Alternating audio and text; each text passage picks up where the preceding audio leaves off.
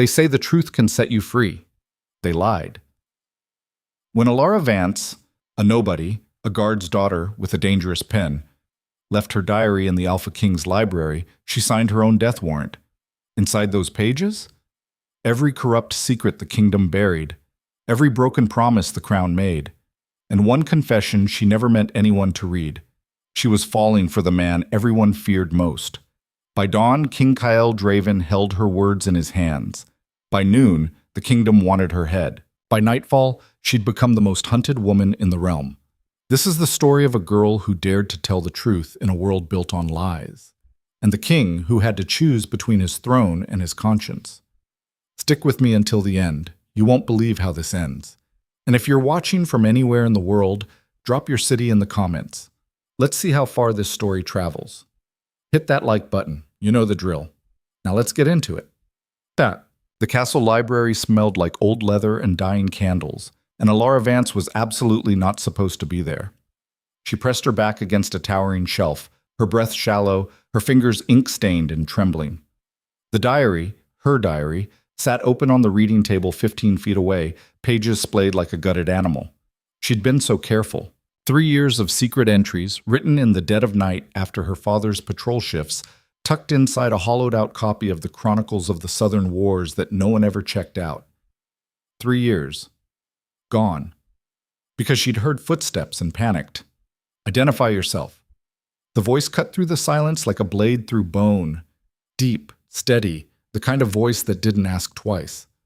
Elara's heart tried to claw its way out of her ribcage. She knew that voice. Everyone in the kingdom knew that voice. Alpha King Kyle Draven stood in the doorway, silhouetted by torchlight from the corridor. He wasn't in his formal robes, just a plain black tunic and boots, like he'd been walking the halls because he couldn't sleep. His eyes, pale gray and sharp as winter frost, scanned the room with the precision of a predator. She didn't move. Couldn't move. If she stayed still enough, maybe... His gaze landed on the diary. "No," she whispered. Kyle's expression didn't change. He stepped into the room, slow and deliberate, his boots silent on the stone floor. He didn't look at her. Didn't need to. He walked straight to the table, picked up the leather-bound book, and flipped it open. Elara's stomach dropped into a free fall. "Wait. Quiet." She flinched, not because he'd raised his voice, he hadn't, but because the single word carried the weight of absolute authority. The kind of authority that came from a man who'd taken the throne at 17 after his father's assassination, who'd crushed 2 rebellions before his 20th birthday, who ruled the Northern Highlands with an iron fist wrapped in indifference.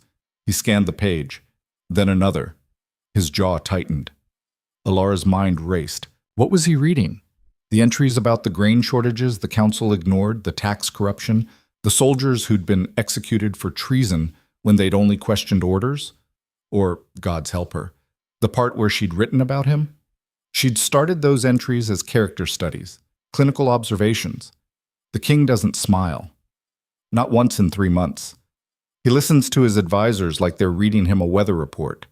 He signs execution orders the way most people sign letters. But somewhere along the way, the observations had shifted. She'd noticed the way his shoulders tensed when Baron Torek spoke, the way he stayed up late in his study, candles burning until dawn, the way he looked at the kingdom maps like he was searching for something he'd lost. And then, gods, why had she written it? The entry from 2 weeks ago. I think I understand him now. He's not cruel, he's just alone. So alone it's made him cold. And I wonder what it would take to thaw that ice. I wonder if anyone's ever tried. I wonder if he'd let me. Kyle closed the diary with a soft thump. His eyes finally lifted to hers. "Elara Vance," he said. Not a question, a statement. She wanted to run. Her wolf stirred beneath her skin, restless and terrified, urging her to bolt. But her legs refused to cooperate. "Your Majesty," she managed, her voice barely steady. "I can explain. Can you?" He tilted his head slightly, studying her the way a wolf studies prey before the strike. His expression was unreadable. No anger, no curiosity, just nothing. That was somehow worse. "Do you know the penalty for documenting state matters without authorization?" he asked. Her throat tightened. Yes. Do you know the penalty for slandering the crown? I didn't slander. You called Baron Toric a leech, Councilman Halvard a coward. You accused my uncle of embezzlement. He paused. You accused me of willful ignorance. Elara's nails bit into her palms. Because it's true. The words were out before she could stop them. Stupid, reckless, suicidal. Kale's eyebrow lifted a fraction of an inch. Is it? Yes. She was shaking now, but she couldn't stop. 3 years of biting her tongue, of watching injustice pile up like bodies after a battle, of scribbling her rage into pages no one was supposed to see. It all came boiling up. You sit in that throne room and you let them lie to you. You let Toric bleed the southern villages dry. You let Halvard cover up the food shortages. You let your uncle... Careful. The word was soft. A warning. Elara's breath hitched. She forced herself to meet his gaze, even though every instinct screamed at her to lower her eyes, to submit, to stop talking. Your uncle controls half the kingdom's trade routes, she said quietly, and he's starving people to do it. Silence. Kael didn't move, didn't blink. For a long, suffocating moment, Elara thought he might kill her himself. Just reach out and snap her neck and be done with it. Instead, he tucked the diary under his arm. You'll report to the throne room at dawn, he said. Do not leave the castle grounds. Do not speak to anyone. If you run, I will find you. He turned and walked toward the door. Wait! Elara's voice cracked. What are you going to do? Kael paused in the doorway. He didn't turn around. Read, he said, and then he was gone. Elara didn't sleep. She sat on the narrow cot in her quarters, a cramped room in the servants' wing she shared with 2 other guards' daughters, and stared at the ceiling until her eyes burned. Her roommates, Mira and Senna, had come in around midnight, whispering about some drama in the kitchens, but Elara had pretended to be asleep. She couldn't talk, couldn't think, could barely breathe. The diary was gone. The king had it, and by dawn, she'd be standing in front of him and the entire court. And what? Execution? Exile? A public flogging? Her wolf growled low in her mind, agitated and restless. We should have run, it hissed. We should have shifted and disappeared into the forest. We still could. No, Elara whispered. Why not? Because running would prove them right. Every noble who'd ever sneered at her bloodline. Every councilman who'd dismissed her father as just a guardsman. Every person who believed commoners had no right to question the crown. They'd all be right. And because, God's help her, some small stubborn part of her wanted to know what he'd do. If he'd read past the accusations, if he'd see what she'd seen in him, if he'd care. You're an idiot, her wolf muttered. Probably. Dawn came too fast and too slow. The bells tolled 6 times, echoing across the castle grounds, and Elara forced herself to stand. She splashed cold water on her face, braided her dark hair back tight, and pulled on the cleanest tunic she owned, dark gray, worn at the elbows, but at least it didn't have stains. Her hands shook as she laced her boots. Elara! She turned. Mira stood in the doorway, her round face creased with concern. She was soft where Elara was sharp, gentle where Elara was blunt, the kind of girl who brought injured birds back to the barracks and cried over romance ballads. Where are you going? Mira asked.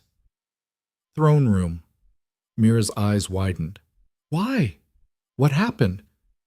Nothing, just... Elara swallowed hard. Just something I have to do. Are you in trouble? Yes. I don't know.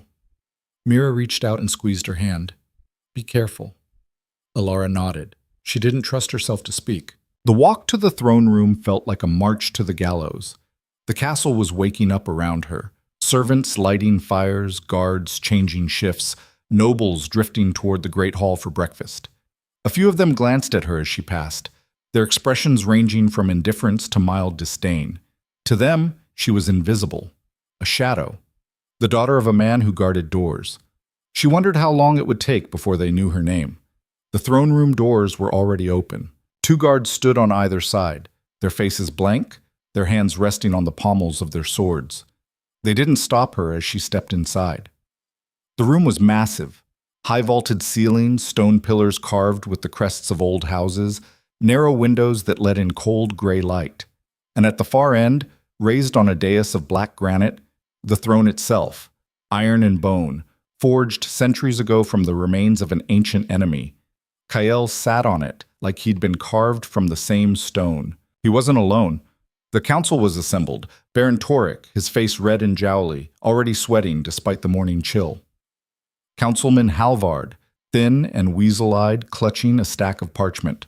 And at the king's right hand, his uncle, Lord Cedric Draven.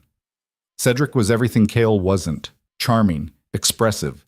He smiled easily, laughed often, and had a way of making every conversation feel like a conspiracy you were lucky to be part of. He was also, if Elara's instincts were right, the most dangerous man in the kingdom. Right now, he was smiling at her. "Ah," Cedric said warmly, "Miss Vance, how good of you to join us." Elara's stomach twisted. He shouldn't know her name, shouldn't care, unless the king told him. Kael's expression was unreadable. He sat with one hand resting on the arm of the throne, the other holding. Her diary. He'd brought it. Of course he had. "Elara Vance," Kael said, his voice carrying across the room, "you stand accused of documenting state matters without authorization, of possessing materials critical of the crown, and of trespassing in restricted areas." Her mouth went dry. "Your Majesty, do you deny these charges?" She hesitated. Lying wouldn't help. He had the proof in his hands. "No," she said. Murmurs rippled through the council. Toric looked smug. Halvard looked nervous. Cedric's smile didn't waver. Kael leaned forward slightly. "Then you admit to espionage." "What?" "No." "You compiled intelligence on kingdom operations. You recorded conversations. You made judgments on matters of state security." His eyes locked onto hers. "That's espionage, Miss Vance." Elara's pulse hammered. This wasn't a trial. It was a trap, and she'd walked straight into it. "I wasn't spying," she said, forcing her voice to stay steady. "I was observing. There's a difference." "Enlighten me." "Spies serve enemies. I serve the truth." Toric let out a sharp laugh. "The truth? You serve your own arrogance, girl. You think you understand matters of governance because you can write pretty sentences in a book?" Elara's jaw clenched. "I understand enough to know when people are suffering and their leaders don't care." "Enough," Kael said. The room went silent. He stood, slow and deliberate, and descended the steps of the dais. The diary dangled from his hand like a weapon. He stopped 10 feet away from her, close enough that she could see the faint scar along his jaw, the shadows under his eyes. "You wrote," he said quietly, "that I rule like a man who's already dead inside." Her breath caught. "You wrote that I've let corruption fester because I'm too afraid, or too indifferent, to cut it out." He tilted his head. "You wrote that the kingdom deserves better, that I could be better." Elara couldn't look away, couldn't speak. "And then," Kael continued, his voice dropping even lower, "you wrote something else." "No, please, not that." He opened the diary to a marked page. Her handwriting stared back at her, damning and undeniable. "I think about him more than I should," he read aloud. "Not as a king, as a man. I wonder what his voice sounds like when he's not giving orders. I wonder what he dreams about. I wonder if anyone's ever told him he doesn't have to carry everything alone." Heat flooded her face. The council was staring. Cedric's smile had sharpened into something predatory. Toric looked gleeful. Kael snapped the diary shut. "So tell me, Miss Vance," he said, his tone unreadable. "Were you observing or were you fantasizing?" The words hit like a slap. Not because they were cruel, though they were, but because they were designed to humiliate her. To reduce everything she'd written to the foolish daydreams of a girl with a crush. And maybe that's all it was. "I was writing," she said, her voice shaking. "That's all." "Then you won't mind if I keep this?" He held up the diary. "For evidence." "Evidence of what?" "That remains to be seen." He turned back toward the throne, dismissing her with the movement. Cedric leaned in, whispering something Elara couldn't hear. Cale nodded once. You're confined to the castle, Cale said over his shoulder. Under guard, until I decide what to do with you. Your Majesty, dismissed. Two guards materialized at her sides, not roughly, but firmly. They escorted her out of the throne room, and Elara didn't resist. What was the point? As the doors closed behind her, she caught one last glimpse of Kyle, seated on his throne, her diary still in his hand. And for just a second, so brief she might have imagined it, he looked tired.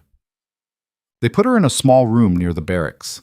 Not a cell, but close enough. A bed. A chair. A window too narrow to climb through. The door locked from the outside. Elara sat on the bed and stared at the wall. She'd been so stupid, writing everything down like it was safe, like no one would ever find it. And worse, writing about him. What had she been thinking? That pouring her thoughts onto paper would somehow make them less real? That she could analyze her feelings into submission?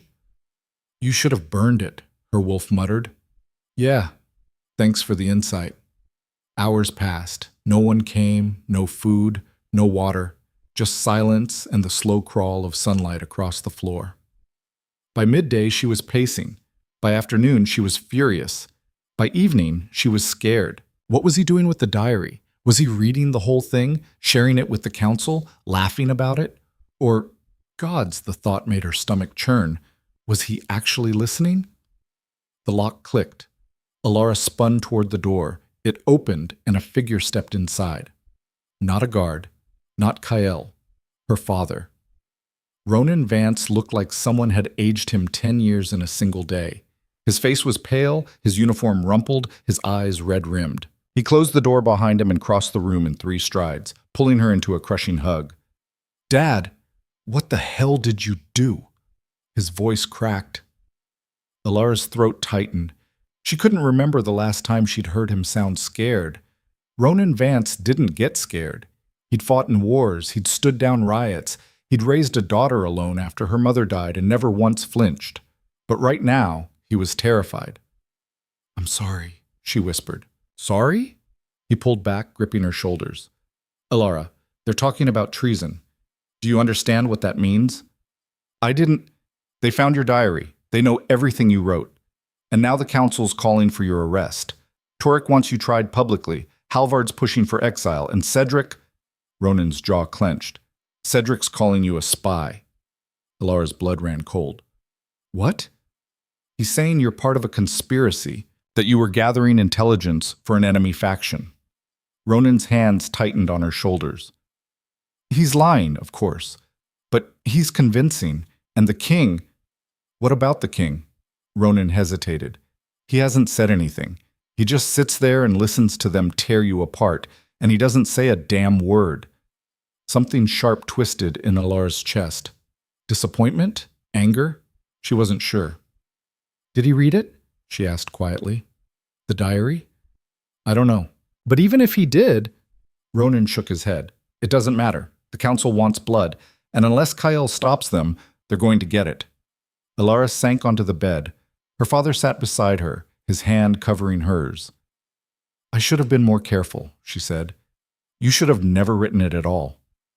Would that have stopped the corruption? Would it have saved anyone? Ronan didn't answer. I'm not sorry for what I wrote, Elara said. I'm sorry I got caught. There's a difference. Her father looked at her for a long moment. Then slowly he nodded. You're so much like your mother, he said quietly. Stubborn, reckless. Thinks the truth is worth dying for. Is it?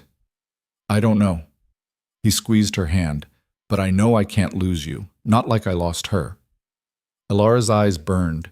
She leaned her head against his shoulder, and they sat in silence as the light faded from the window.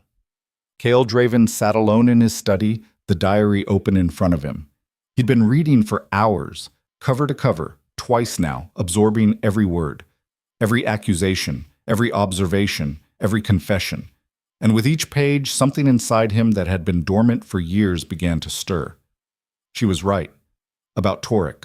About Halvard. About Cedric. Gods. Especially about Cedric. The trade embezzlements, the falsified reports, the quiet erosion of power from the throne to the council. She'd seen it all, documented it, laid it out with a clarity that made his own advisor's reports look like children's scribbles. And she'd done it alone. No authority, no protection, just a guard's daughter with a pen and too much courage. He turned to the last entry, the one he'd read aloud in the throne room. I think about him more than I should. Kyle closed his eyes. He shouldn't have humiliated her like that. It had been tactical, a way to shift the council's perception from dangerous revolutionary to lovesick girl. It had worked. Torek had laughed. Halvard had relaxed. Cedric had dismissed her. But it had also been cruel, and she'd looked at him like he'd betrayed her. Maybe he had. A knock at the door. Kale didn't look up. "Come in," Cedric entered, smooth as oil. "Still reading that little book? My dear nephew, you've been holed up here all day. The council's getting restless. Let them. They want an answer. What are you going to do with the girl?" Kale's jaw tightened. "I haven't decided." "Then allow me to offer some advice." Cedric poured himself a drink from the sideboard, uninvited. "Execute her, quietly. No trial, no spectacle. Just make her disappear. Send a message that dissent won't be tolerated." "And if she's right?" Cedric's smile faltered for just a fraction of a second. "Right about what?" Kale finally looked up. "Everything." Silence. Cedric's expression smoothed back into its usual charm, but Kael had seen the flicker, the crack. "She's a child playing at politics," Cedric said lightly. "Don't let her scribblings poison your judgment." She compiled 3 years' worth of documentation, trade routes, tax records, witness testimonies. She built a case based on rumors and resentment. Then it should be easy to disprove. Cedric's smile thinned. "What are you saying, Kael?" "I'm saying I want an audit, full financial review, every council member, every trade agreement, every grain shipment." That's... Cedric's mask slipped again. "That's unnecessary, and frankly, insulting." "Then you have nothing to hide." The two men stared at each other, uncle and nephew, mentor and king. Cedric set down his glass. "Be careful, boy. You're about to make enemies you can't afford." "I've had enemies since I took this throne." "Not like these." Cedric left without another word. The door closed softly behind him, but the threat lingered in the air like smoke. Kael looked back down at the diary, at Elara's handwriting, at the words that had started to crack open something he'd sealed shut years ago. He doesn't have to carry everything alone. Maybe not. But first he had to decide if he was brave enough to let someone help. Tut. By the time night fell, the castle was buzzing with rumors. The king's guards had arrested 3 merchants on suspicion of embezzlement. An audit had been ordered. Councilman Halvard's office had been searched. And in the barracks, the guard's daughter, who'd been dragged into the throne room that morning, was still locked in her room, waiting. Elara stood at the narrow window, watching the courtyard below. Torches flickered, shadows moved. Somewhere in the distance, she heard shouting. The lock clicked again. This time it wasn't her father. Kyle Draven stepped inside alone. No guards, no ceremony. Just the king, holding a leather-bound diary. Elara's breath caught. "Your Majesty." "I read it," he said. She didn't know what to say to that. Kyle crossed the room slowly, his eyes never leaving hers. He stopped a few feet away, close enough that she could see the exhaustion etched into his face. "You were right," he said quietly. "About all of it. Torek, Halvard, my uncle." He paused. "About me." Elara's heart stuttered. "I've been absent," Kyle continued. "I told myself I was maintaining order, keeping the peace. But the truth is I stopped looking. I stopped listening. I let myself believe that control was enough." He held out the diary. "You reminded me that it's not." Elara took the book, her hand shaking. She expected him to leave, to turn and walk away, and let that be the end of it. Instead, he stayed. "I'm going to fix this," he said. "The corruption, the lies, all of it. But I need you to do something for me." "What?" "Don't run." Elara blinked. "What?" "When this gets worse, and it will get worse, don't disappear. Don't let them silence you. The kingdom needs people who aren't afraid to tell the truth. His eyes locked onto hers. I need that. For a long moment, neither of them moved. Then Kyle stepped back toward the door. The lock stays off, he said. You're free to move through the castle, but stay close. I'm going to need proof, evidence, everything you documented in that book. I want it verified. You believe me? I'm starting to. He left before she could respond. Elara stood alone in the unlocked room, clutching her diary to her chest, her heart pounding so hard she thought it might crack her ribs. And for the first time in days, she let herself hope. The castle woke to chaos 3 days later. Elara heard the shouting before she saw it. Angry voices echoing through stone corridors, boots pounding against flagstones, the metallic clang of swords being drawn. She was in the records room, knee-deep in dusty ledgers dating back 5 years, cross-referencing grain shipments with tax collections, when Mira burst through the door. They're arresting people, Mira gasped, her face flushed. Guards, merchants, even Baron Torik's been detained. Elara's stomach dropped. When? An hour ago. The king's men went through the trade district at dawn. They're saying... Mira swallowed hard. They're saying it's because of you. The ledger slipped from Elara's hands, hitting the floor with a dull thud.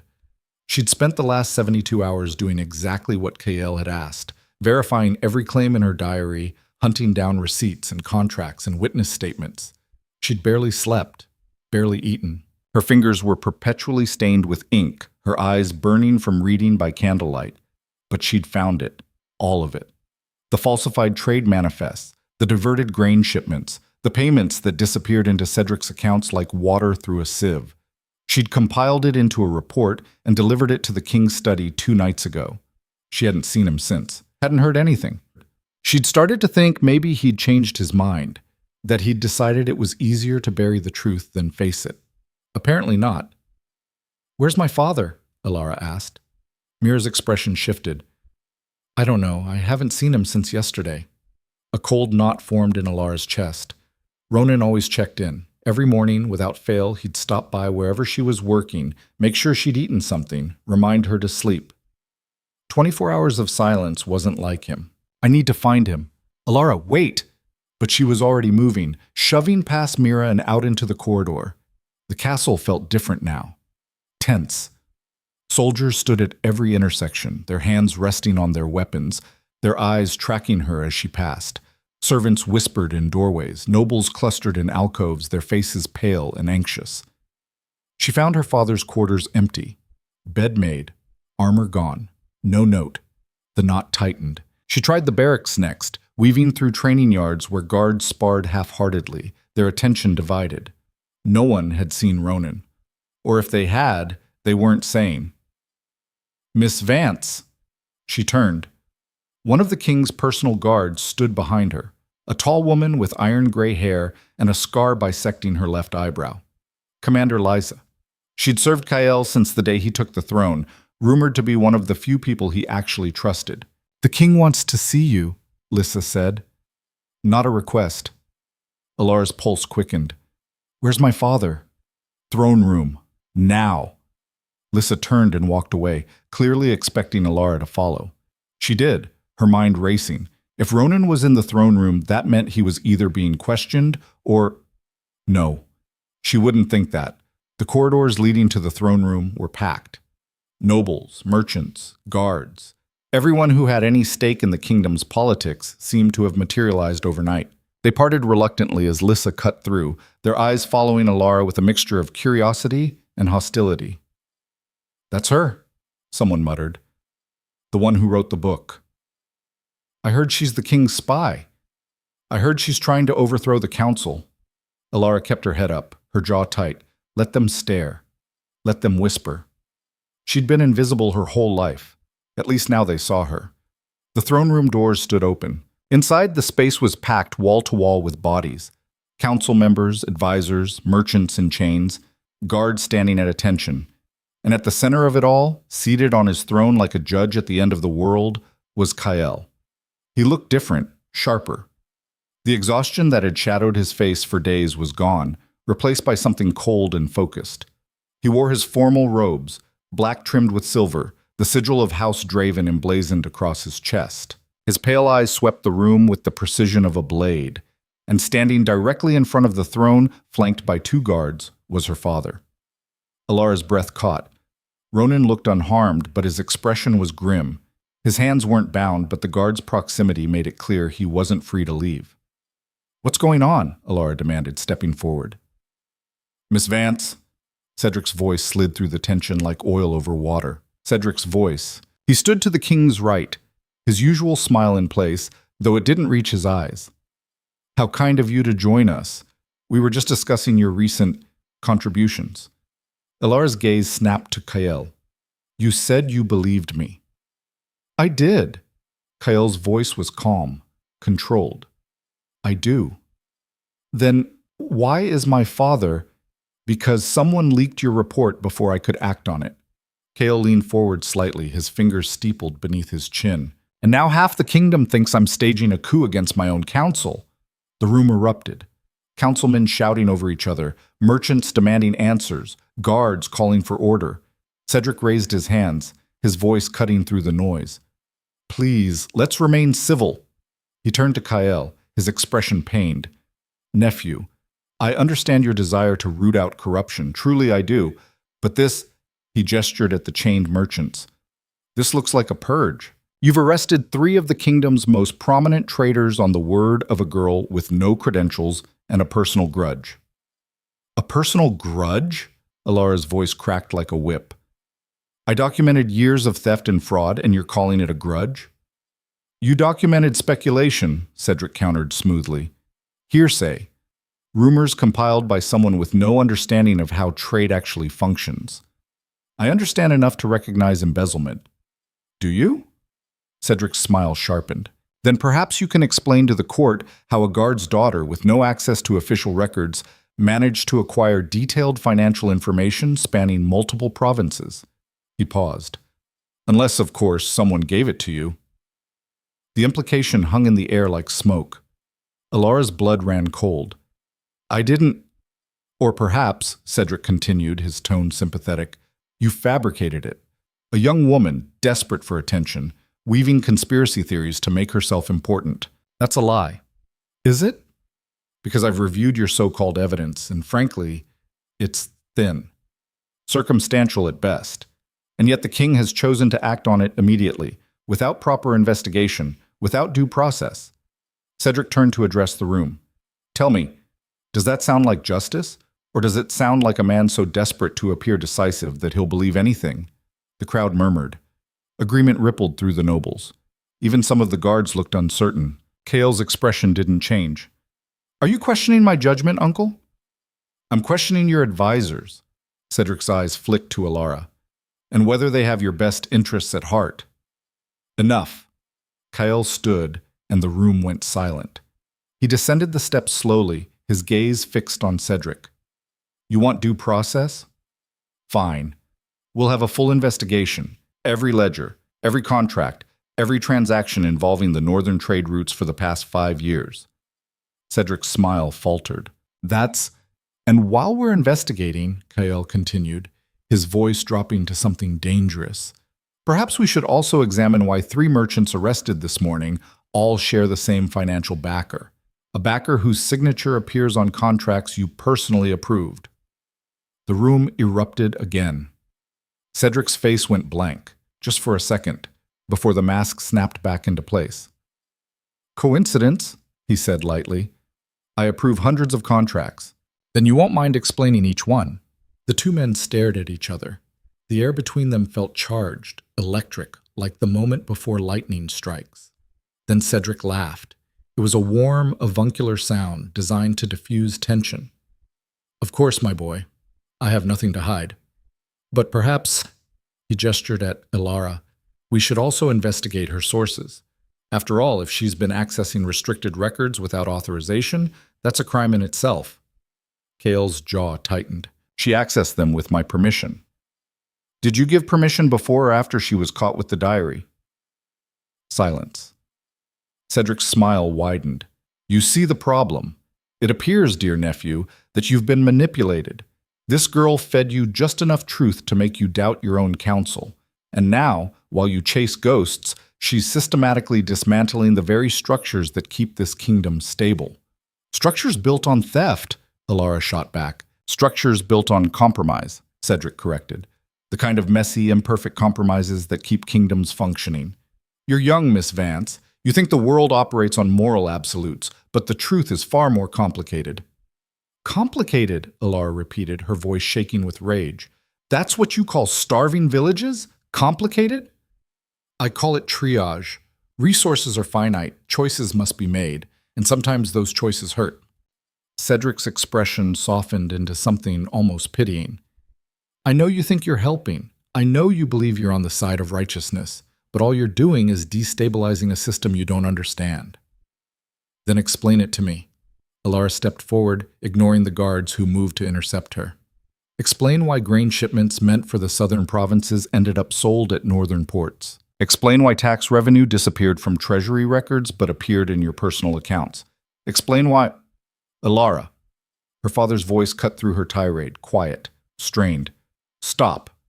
She turned to him, confused. Ronan's face was pale, his expression haunted. Dad? She doesn't have personal accounts, Ronan said slowly. She couldn't access them. I could. The world tilted. What? Ronan looked at Kyle, not at her. I gave her the financial records. I used my clearance to access the treasury files and copied them for her. Everything in that diary. She didn't fabricate it. I helped her find it. Elara's mind went blank. No, Dad, what are you... He's confessing, Cedric said, his voice gentle, victorious. How noble! The loyal guardsman, sacrificing himself for his daughter. I'm not sacrificing anything, Ronan's voice hardened. I'm telling the truth. The council's been bleeding this kingdom dry for years, and I was tired of watching it happen. Then you're a traitor, Cedric said simply. Both of you. No.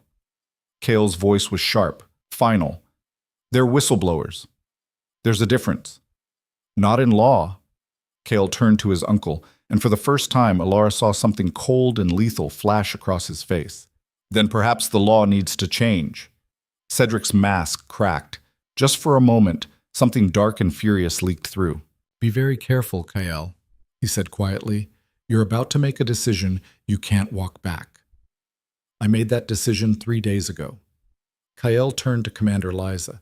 Detain Lord Cedric Draven. Confine him to his quarters pending investigation. The room exploded into chaos. Nobles shouting, guards moving, Cedric standing perfectly still, his expression unreadable. You're making a mistake, Cedric said. Probably. Cale's eyes didn't waver. But it's mine to make. Lissa moved forward with 2 guards. Cedric didn't resist. He simply smiled, that same warm, paternal smile, and let them lead him away. As he passed Elara, he leaned in just slightly. You have no idea what you've started, he whispered. Then he was gone. The throne room remained in uproar for another 20 minutes. Kyle dismissed the council, ordered the merchants held for further questioning, and sent guards to secure the treasury records. Through it all, Elara stood frozen, her father beside her, both of them caught in the eye of a storm they'd helped create. When the room finally cleared, Kyle approached them. You shouldn't have done that, he said to Ronan. I know. You've made yourself a target. I was already a target the moment she was. Kael's gaze shifted to Elara. She couldn't read his expression, couldn't tell if he was angry or impressed or just exhausted. The council's going to fight this, he said, hard. They'll claim I'm acting on emotion, that I've been compromised, that you've seduced or manipulated me into turning against my own family. Elara's stomach twisted. What do you need us to do? Stay alive. Kael's eyes locked onto hers. Because if Cedric's involved in this, and I think he is, then he's not going to stop. He'll use every resource, every connection, every dirty trick he has, and he'll start by coming after you. Let him, Elara said. Elara should, her father started. No. She cut him off, her voice steady despite the fear clawing at her throat. I didn't write that diary to hide. I wrote it because someone needed to. If Cedric wants a fight, he'll get one. Kyle studied her for a long moment. Then slowly, something like respect flickered across his face. "All right," he said. "Then we do this together." He turned and walked away, leaving Elara and her father standing in the empty throne room. Ronan let out a long, shaky breath. "I'm sorry I didn't tell you." "Why didn't you?" "Because I knew you'd try to stop me, or take the blame yourself." He looked at her, his eyes tired. "You're so much like your mother, always charging forward, damn the consequences." "You said that like it's a bad thing." "It got her killed." The words hit like a punch. Elara's mother had died when she was 6, not in battle, not from illness, but from speaking out against a corrupt magistrate who'd been taking bribes. She'd testified, named names. 3 days later, she'd been found in an alley with her throat cut. "This is different," Elara said quietly. "Is it?" She didn't have an answer. They left the throne room together, stepping out into a castle that felt like a powder keg waiting for a spark. Guards watched them pass with expressions ranging from suspicion to outright hostility. Servants averted their eyes. Even Mira, when they passed her in the corridor, looked away. "They think we're traitors," Ronan muttered. "Let them." But Elara's bravado was cracking. She'd known this would be hard. She'd known there would be pushback. But she hadn't expected this, the weight of an entire kingdom's suspicion pressing down on her like a physical thing. That night, she couldn't sleep. She lay in her narrow bed, staring at the ceiling, replaying the throne room scene over and over. Cedric's smile, Kael's cold fury, her father's confession. "You have no idea what you've started." A soft knock at her door. Elara sat up, heart pounding. "Who is it?" "Me." She recognized the voice, opened the door. Kael stood in the corridor, alone, dressed in plain clothes. No crown, no guards, just a man who looked like he hadn't slept in days. "I need to show you something," he said. She followed him through dark corridors, down staircases she'd never seen before, into the bowels of the castle. They ended in a small, windowless room lined with shelves. Documents, hundreds of them. "What is this?" Elara asked. "My father's archives." Kael pulled a folder from a shelf, handed it to her. "I started going through them after I read your diary, looking for, I don't know, proof that I wasn't the first king to let things slide." Elara opened the folder. Inside were letters, correspondence between the late king and Cedric, plans, proposals, and warnings. "Your brother grows ambitious," one letter read. "Watch him closely." "My father knew," Kael said quietly. "He knew Cedric was corrupt. He just didn't think he was dangerous." "What changed?" "He died before he could act on it." Elara looked up sharply. "Are you saying—" "I'm saying my father had a heart attack at 43, despite being in perfect health. I'm saying the royal physician who examined him retired suddenly and moved to the southern provinces. And I'm saying Cedric was the one who found the body." The implications settled over Elara like ice water. "You think he killed him?" "I think it's convenient." Kael took the folder back, his hands shaking slightly. "And I think if he did it once, he'll do it again." "Then why tell me? Why not just—" "Because I need you to understand what we're up against." Kael met her eyes. "This isn't about corruption anymore. This is about survival. Mine, yours, your father's. And if we're going to win, we can't afford to make mistakes." "What kind of mistakes?" "The kind where we trust the wrong people. The kind where we assume we're safe just because we're right." He paused. "The kind where we let our guard down." Elara's throat tightened. "Are you telling me to run?" "I'm telling you to be smart." "I'm not running." "I know." Kael's expression softened just slightly. "That's what worries me." They stood in the archives, surrounded by the ghosts of the past, and for a moment the distance between them, king and commoner, ruler and subject, didn't seem so vast. "Why are you doing this?" Elara asked. "You could have buried the report, discredited me, kept everything the way it was." "Because you were right." Kael's voice was quiet, raw. "I was dead inside. I'd stopped caring about anything except maintaining control. And then you—" He stopped. Started again. "You reminded me that control isn't the same as leadership. That power without purpose is just tyranny with better PR. That's not what I wrote. It's what I read." Elara's pulse stuttered. The air between them felt charged, dangerous. She thought about the diary entry he'd read aloud, the one about wondering what his voice sounded like when he wasn't giving orders. It sounded like this: uncertain, human, real. "We should go back," she said, her voice unsteady. "Yeah." Neither of them moved. Then footsteps echoed in the corridor outside. They both tensed. Kael stepped in front of her instinctively, his hand going to the knife at his belt. Commander Lissa appeared in the doorway, her face grim. "Your Majesty, we have a problem." "What kind of problem?" "The kind where Lord Cedric's quarters are empty and half the castle guard just deserted." Kael went very still. "When?" "An hour ago, maybe less. We've locked down the gates, but—" Lissa's eyes flicked to Elara. "He left a message." "What message?" Lissa held out a piece of parchment. Kael took it, read it, and his expression went cold. "What does it say?" Elara asked. Kael handed her the note. It was short, precise, written in Cedric's elegant script. "You want a trial? You'll get one, but not the kind you're expecting. See you soon, nephew, and give my regards to the girl who started this." Elara's hands shook. "He's going to come after us." "No." Kael's voice was hard, final. "He already has." Somewhere in the castle, a bell began to toll. Not the usual evening bell. The alarm bell. The one that only rang when the kingdom was under attack. They ran. The corridors were chaos. Guards shouting, servants screaming, smoke beginning to curl through the air. Kael grabbed Elara's arm, pulling her through the confusion, Lissa at their backs. "What's happening?" Elara gasped. "Fire," Lissa said. "South wing. Armory's been sabotaged, and—" She hesitated. "There are people outside the gates, hundreds of them, demanding the king answer for his crimes." "What crimes?" "Yours."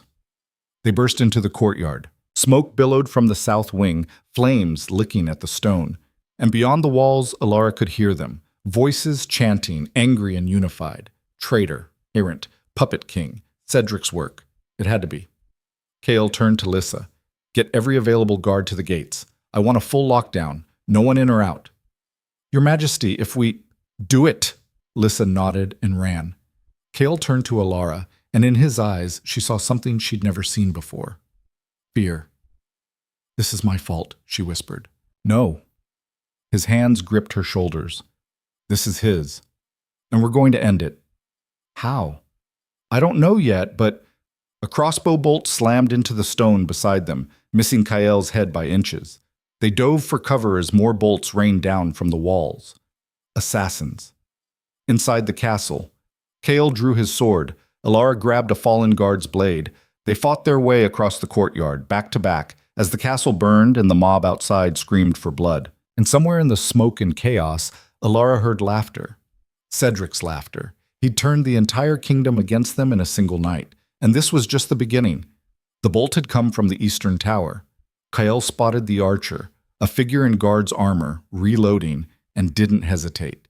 He grabbed Elara's wrist and pulled her toward the nearest doorway as another volley of bolts clattered against stone where they'd been standing seconds before. "In sight," he barked. They crashed through the door into what looked like a storage hall. Barrels, crates, shadows thick enough to hide in. Kael slammed the door shut and shoved a heavy crate against it. "Are you hurt?" he asked, his eyes scanning her for injuries. "No, you." "Fine." He wasn't. Blood seeped through his sleeve where a bolt had grazed him. He ignored it. "How many did you count?" "3? Maybe 4. Elara's hands were shaking, but her voice stayed steady. "They knew where we'd be." "Someone told them." Kael moved to the narrow window, peered out. The courtyard was a nightmare, flames spreading faster than the guards could contain them, smoke obscuring everything, and through it all the sound of that mob beyond the gates growing louder. Cedric's had this planned for weeks, maybe longer. Then why wait until now? Because now I've given him exactly what he needed, proof that I'm unstable, that I'd turn on my own counsel based on a commoner's accusations. Kael's jaw clenched. He's made me the villain. Elara looked at him, really looked. His hair was disheveled, soot streaked across his face, blood on his sleeve. He didn't look like an untouchable king anymore. He looked hunted. "We need to get to the treasury," she said. "The original documents. If we can show people the actual evidence, it won't matter. Half the kingdom thinks I fabricated it." Cale turned from the window. Cedric's already spread the story. Tyrannical king, manipulated by a scheming girl, arrests innocent nobles to consolidate power. It's perfect. Simple. And it's what people want to believe. "So what do we do?" Before he could answer, the door shuddered. Someone was ramming it from the outside. Cale drew his sword. "We survive the next 5 minutes. Then we figure out the rest." The door splintered. 3 men burst through. Not castle guards, Elara realized. Mercenaries. Their armor was mismatched. Their weapons too well used to belong to anyone on the royal payroll. The first one lunged at Kyle. Steel met steel with a screech that made Elara's teeth ache. She barely had time to raise her own borrowed blade before the second mercenary was on her. She'd trained with her father since she was 12. Basic forms, defensive moves, enough to keep her alive if she ever got cornered. But training and actual combat were different animals. The mercenary was bigger, stronger, and he fought like someone who'd done this 100 times before. His blade came down hard. She blocked it, felt the impact rattle through her bones. Blocked again. Again. Her arms were already screaming. "You're the one causing all this trouble?" The mercenary grunted, pressing his advantage. "You don't look like much." Elara didn't waste breath on a response. She ducked under his neck swing, drove her shoulder into his midsection, and used his own momentum to send him stumbling into a stack of crates. He went down hard. She turned just in time to see Cale finish off his opponent with a brutal efficiency that shouldn't have surprised her but somehow did. The third mercenary took one look at his dead companions and ran. Kyle didn't chase him. He was breathing hard, blood dripping from a cut above his eyebrow. "Where'd you learn to fight?" he asked. "My father. You?" "Trial and error. Mostly error." He wiped blood from his face with the back of his hand. "We can't stay here." The treasury is probably already compromised. Cedric's had access to it for years. If there's anything incriminating still there, he's destroyed it by now. Elara's stomach sank. Then the evidence is gone, or buried so deep we'll never find it in time. Cale moved to the door, checked the corridor. Clear. For now. "We need a different strategy." "What strategy? You just said people won't believe us." "They won't believe me, but they might believe him." "Who?" Cale looked at her, and something cold flickered in his eyes. Cedric himself. Before Elara could ask what that meant, footsteps echoed in the corridor. Multiple sets, heavy boots, organized. "Royal Guard," Cale muttered. "Or what's left of them." Commander Lissa appeared around the corner, 6 guards at her back. She looked like she'd been through a war, armor dented, face grim, but very much alive. "Your Majesty." She didn't bow. No time for protocol. "The South Wing's lost. Fires spreading to the residential quarters. We're evacuating nobles and servants to the North Tower, but the gates won't hold much longer," Kyle finished. "No, sir. And there's something else." Lissa's expression darkened. "We found Captain Vance." Elara's heart stopped. "Where?" "Dungeon." Cedric had him arrested before he fled. Charged him with treason, conspiracy, and Lissa's eyes flicked to Elara. "Corrupting a member of the royal court." "He means me," Kyle said quietly. "Yes, sir." Elara's world tilted. Her father was in the dungeon. Her father, who'd confessed in front of the entire court to helping her, who'd painted a target on his own back to keep her safe. "We're getting him out," she said. "Elara, now." Kyle studied her for a moment, then nodded. "Lissa, take 4 guards and clear a path to the dungeon. Miss Vance and I will follow." "Your Majesty, that's an order." Lissa hesitated, then saluted. They moved as a unit through corridors thick with smoke, stepping over debris and unconscious guards. The castle felt like a dying animal, groaning, collapsing in on itself, hemorrhaging people in power. They reached the dungeon entrance to find it guarded, not by royal soldiers, by more mercenaries. The fight was brutal and short. Lissa and her guards hit them like a hammer, and within minutes, the entrance was clear. Bodies lay sprawled across the stone. Elara tried not to look at their faces. The dungeon itself was a maze of narrow passages and iron-barred cells. Most were empty. Cedric must have released the prisoners as a final chaos measure, but at the far end, in a cell that looked older and grimmer than the rest, Ronan Vance sat against the wall. "Dad!" He looked up. His face was bruised, one eye swollen shut, but he was alive. "You shouldn't be here," he said, his voice rough. "Yeah, well, you shouldn't be in a cage." Elara grabbed the bars, rattling them, locked. "Where's the key?" "Gone." Cedric took it himself. Ronan struggled to his feet, wincing. "You need to leave, both of you. This place is going to burn, and when it does, we're not leaving you." Kale stepped forward, examining the lock. "Lissa, you have breaching tools." "No, sir. Left them in the armory." Kyle swore under his breath. He tested the bars, pulled at the hinges. Ancient, solid, not budging. "Break it," Elara said. "With what?" She looked around. Stone walls, iron bars, nothing useful. Her wolf stirred restlessly in her mind, frustrated, wanting out. "Let me," it whispered. "I'm stronger." Elara had shifted maybe a dozen times in her life. Always in controlled settings, always with her father supervising. It hurt. It took energy she didn't have right now. And afterward she'd be vulnerable. But her father was in a cage. "Everyone step back," she said. Kale looked at her sharply. "What are you—" She didn't answer, just closed her eyes and reached for that primal part of herself she usually kept locked away. The wolf rose to meet her, eager, savage. The shift hit like lightning, bones broke and reformed, muscles tore and rebuilt. Her vision blurred, sharpened, shifted to something that saw more in shadows than in light. When she opened her eyes again, the world looked different, sharper, simpler, defined by scent and sound and instinct. She was bigger than a natural wolf, stronger. Her fur was dark as midnight, her eyes the same amber as in human form. She could hear heartbeats, her father's, rapid and worried. Kael's, steady despite everything. Lissa and her guards, tense and ready. And beneath it all the sound of the castle dying. She turned to the cell door, lowered her head, charged. The impact rattled her skull, but the ancient hinges groaned. She backed up, charged again. Again. On the fourth hit, something gave. Metal screaming, stone cracking, the door slamming inward. Ronan stumbled out, caught himself. "You shouldn't have done that. You'll exhaust yourself." Elara shifted back. It hurt worse in reverse, bones grinding, muscles screaming. She collapsed against the wall, gasping, human again, but barely. "Had to," she managed. Kale was staring at her, not with fear or disgust. Most nobles looked at shifters like they were animals wearing human skin, but with something else.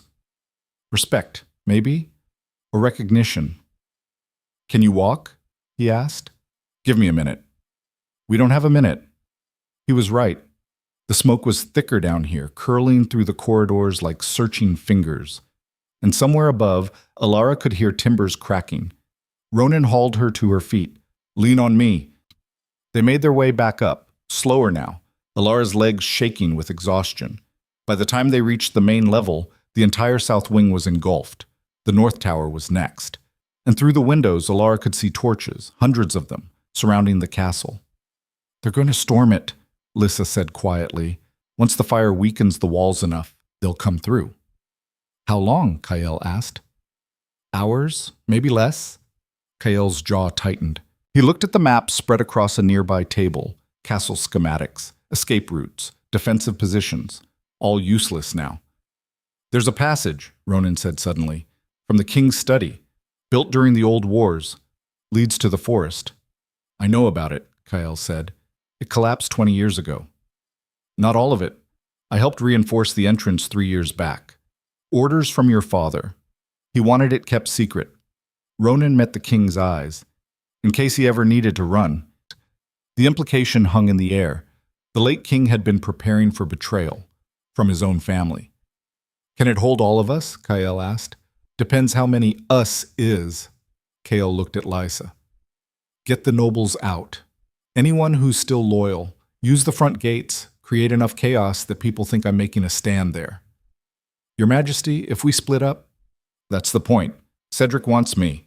If he thinks I'm in the throne room, he'll focus his forces there. By the time he realizes I'm gone, we'll have a head start. And then what? Lyssa demanded. You run into the forest and hide? That's survival. Kael's voice was flat, final.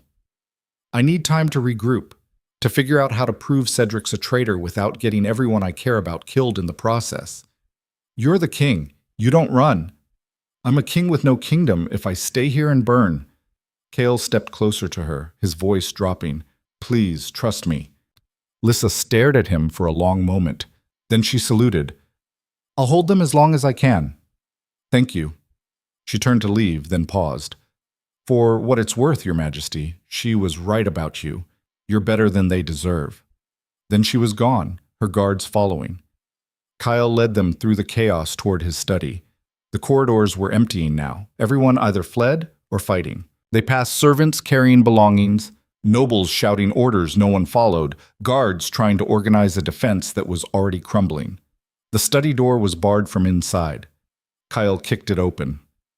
The room was untouched, books still on shelves, maps still spread across the desk. A pocket of calm in a burning world. Here! Ronan moved to the fireplace, pressed something on the stone mantel. A section of wall swung inward, revealing darkness. We'll need light, Kyle said. Elara grabbed a torch from the corridor. They descended into the passage, narrow, damp, smelling of earth and old fear. The walls were rough-hewn stone, barely wide enough for a man Ronan's size.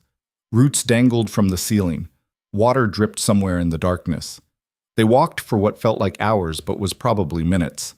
Behind them, muffled by stone and distance, Elara could still hear the castle burning, the mob shouting, the kingdom tearing itself apart. How far? She asked. 1/2 mile, Ronan said. Exits in a ravine near the western forest. And then? No one answered, because none of them knew. The passage began to slope upward. Elara's lungs burned. Her legs were still weak from the shift, trembling with exhaustion. But she kept moving because stopping meant dying. They emerged into cold night air. The ravine was steep, rocky, surrounded by dense forest. In the distance, maybe 2 miles away, the castle blazed against the dark sky like a funeral pyre. Kael stared at it, his expression unreadable. I burned my own kingdom, he said quietly. Cedric burned it, Elara corrected. You just refused to go down with it. The people won't see it that way. They'll say I ran, that I abandoned them. Then we make them see different. How? Elara didn't have an answer. Not yet.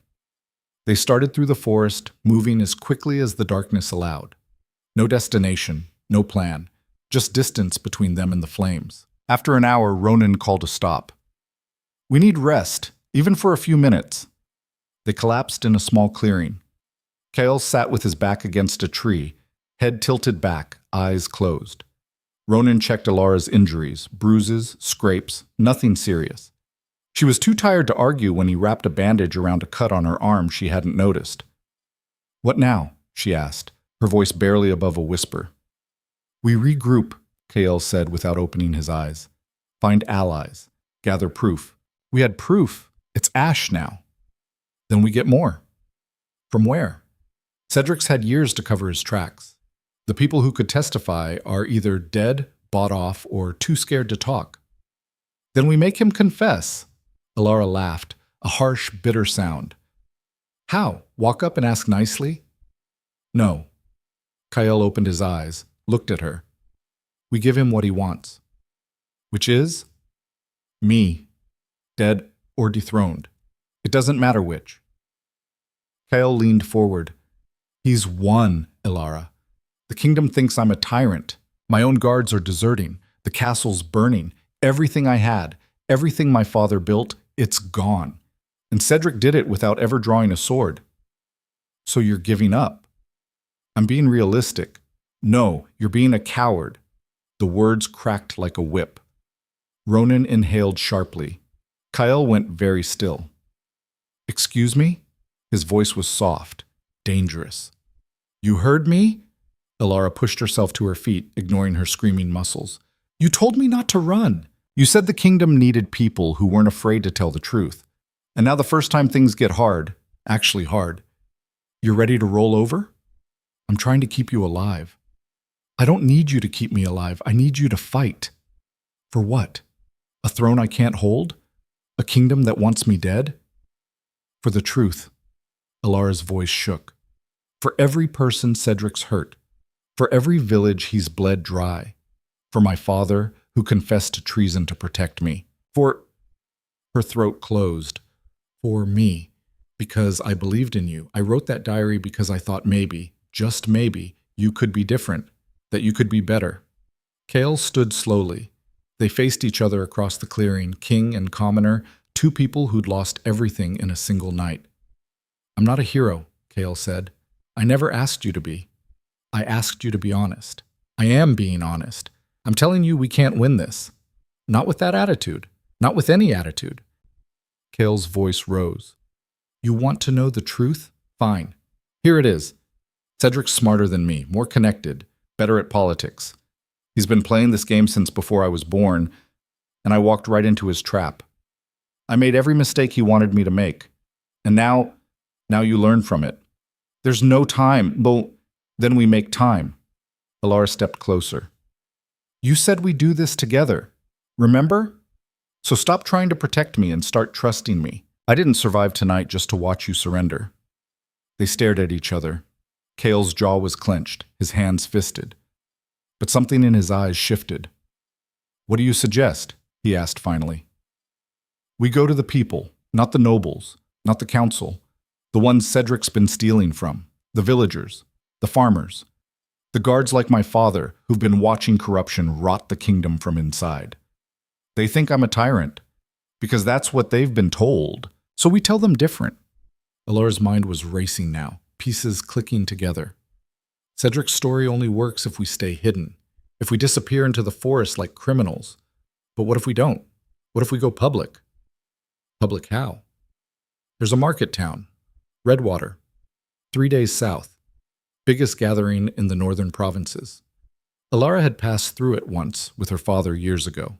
Trade route crossroads, merchants, farmers, guards, people from every corner of the kingdom. And you want to do what exactly? Give a speech?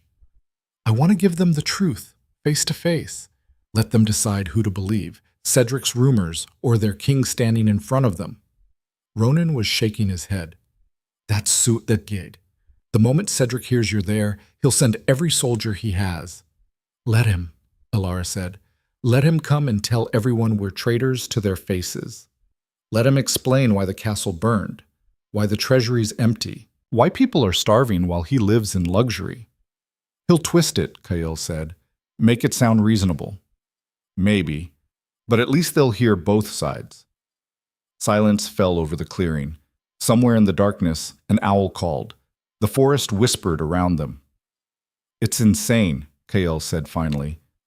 Probably. We could die. We're already dying, just slower. Kael looked at Ronan. What do you think? I think, Ronan said carefully, that my daughter's right. We can't hide forever. And if we're going to go down, he shrugged, might as well go down swinging. Kael turned back to Elara. In the dim light, his face looked younger, more uncertain, more human. You understand what you're asking? We'll be exposed, vulnerable. If Cedric finds us before we reach Redwater, then we fight. You barely survived one fight tonight. Then I'll barely survive another. But I'm not running anymore. Something flickered across Kael's face, pride or fear or something in between. All right, he said. We do it your way, but we do it smart.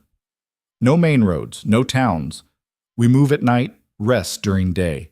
And if anything feels wrong, we abort. Agreed. They sealed it with a nod. Not a royal decree or a formal pact, just 3 people in a forest committing to probable suicide. They rested another hour, then started moving south. The forest was dense here, the undergrowth thick. Progress was slow. But by dawn, they'd put another 5 miles between them and the burning castle. They found a cave around sunrise, shallow but defensible, hidden behind a curtain of vines.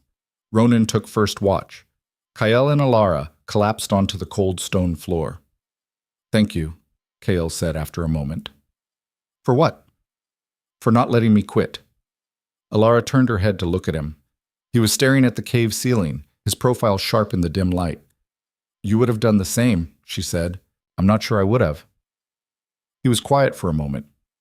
That entry you wrote, the one about me being alone. Elara's chest tightened. You don't have to. You were right. I've been alone since my father died. Maybe before. I stopped trusting people because trusting meant being vulnerable, and vulnerable meant weak, and weak got you killed. He paused. But you trusted me. Even when I humiliated you in front of the entire court, even when I had every reason to throw you to Cedric just to save my own skin, you still trusted me. I trusted what I saw.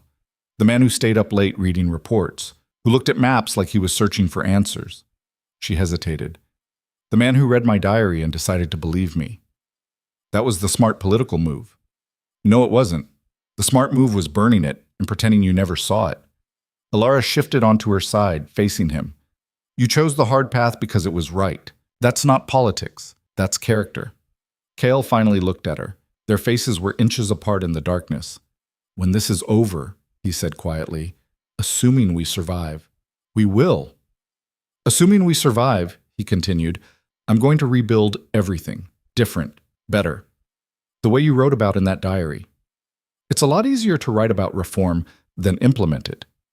Then I'll need help. His eyes held hers. From someone who's not afraid to call me out when I'm wrong. I can do that. I know you can.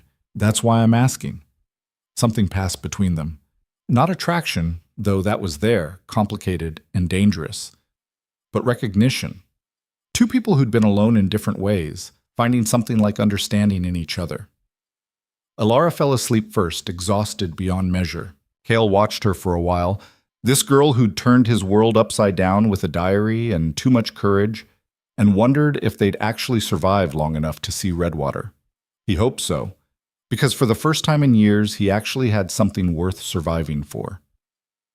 When Ronan shook him awake hours later, the sun was setting again. Time to move. They traveled for 2 more nights, living on stream water and whatever edible plants Ronan recognized. On the 3rd day, they reached the outskirts of Redwater. The town was massive, easily 10 times the size of the castle village.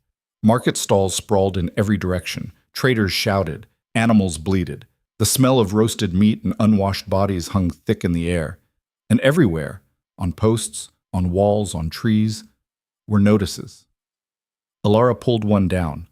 Her hand started shaking. It was a wanted poster. For King Kale Draven. Wanted. For treason, arson, and the murder of innocent nobles. Reward. 10,000 gold pieces. Below it, another poster. This one had her face. Wanted. Elara Vance, accomplice to tyranny. Reward, 5,000 gold pieces. He's already here, Ronan said quietly. And he was right, because at that moment, on the far side of the market square, Elara saw him. Cedric Draven stood on a platform, surrounded by soldiers in gleaming armor. He was speaking to a crowd of hundreds, his voice carrying across the square. Terrible tragedy. My nephew, corrupted by a scheming girl, turned against his own people. But I promise you, justice will be served, the crown will be restored, and those responsible will answer for their crimes. The crowd roared approval. Cedric's eyes swept across the square and locked directly onto Elara's. He smiled and raised his hand to point. There, he shouted. The traitors, seize them. Soldiers turned, drew weapons, started running. Kale grabbed Elara's arm. Run! But she didn't move, because running was what Cedric expected. Running was what would confirm every lie he'd told. Instead, she stepped forward, into the open square, into full view of hundreds of people, and she shouted loud enough to cut through the chaos. He's lying about everything, and I can prove it. The soldiers stopped. The crowd went silent. Cedric's smile widened. Then prove it, he said. Right here, right now, in front of everyone. Elara's heart hammered. She had no evidence, no documents, no witnesses, nothing except her word against his. But she'd started this with words. Maybe she could end it the same way. All right, she said.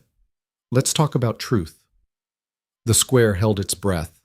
Elara stood in the center of it, exposed, unarmed, her clothes torn and dirty from 3 days in the forest.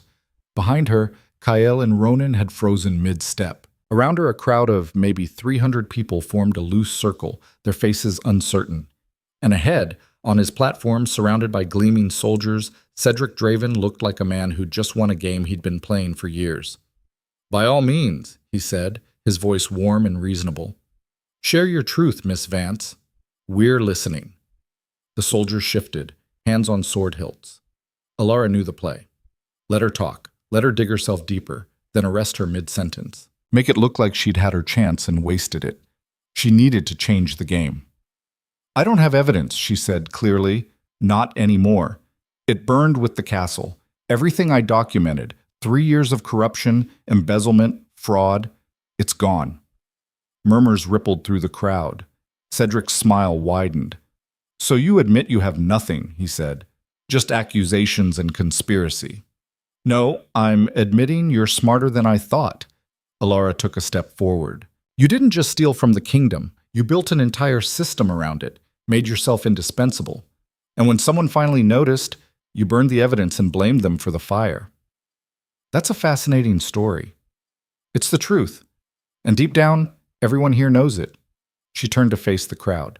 Regular people, farmers with calloused hands, merchants with shrewd eyes, guards in mismatched armor.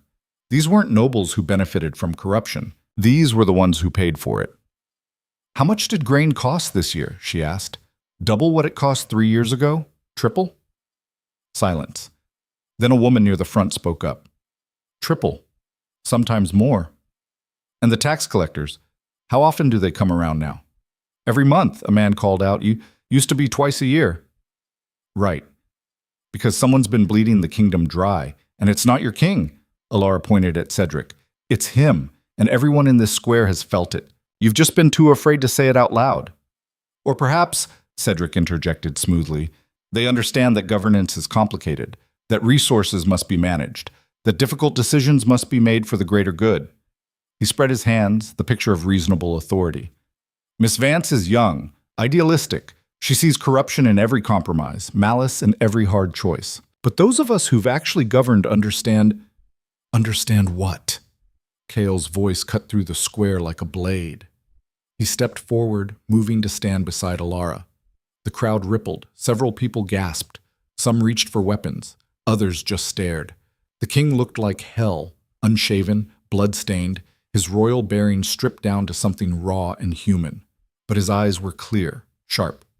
And when he spoke, his voice carried the weight of absolute conviction. "Understand that you've been stealing from them?" Kael continued. "That you've diverted grain shipments to line your own pockets? That you've falsified trade records, bribed officials, and executed anyone who got close to the truth?" "Nephew," Cedric's tone was pained, sympathetic. "I know you're under strain. This girl has poisoned your judgment, but these accusations aren't accusations, they're facts." Kael moved closer to the platform, and Cedric's guard shifted nervously. "I've seen the evidence, before you burned it. I know about the southern grain contracts, the northern trade monopoly, the treasury embezzlement that's been happening since my father died. Your father trusted me. My father suspected you, and then he died. Conveniently, right before he could act on those suspicions." The crowd went silent. This was new territory, dangerous territory.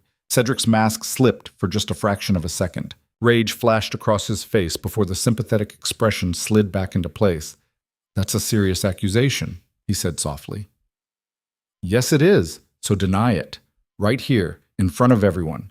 Tell them you had nothing to do with my father's death." "I won't dignify that with a response." "Because you can't."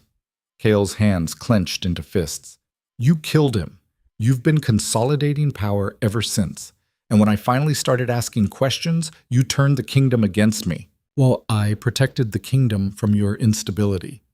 By burning my castle, by turning my own guards against me, by spreading lies that I'm a tyrant." Kael's voice rose. "You created a crisis so you could be the solution. Classic strategy. I'd admire it if it wasn't destroying innocent lives."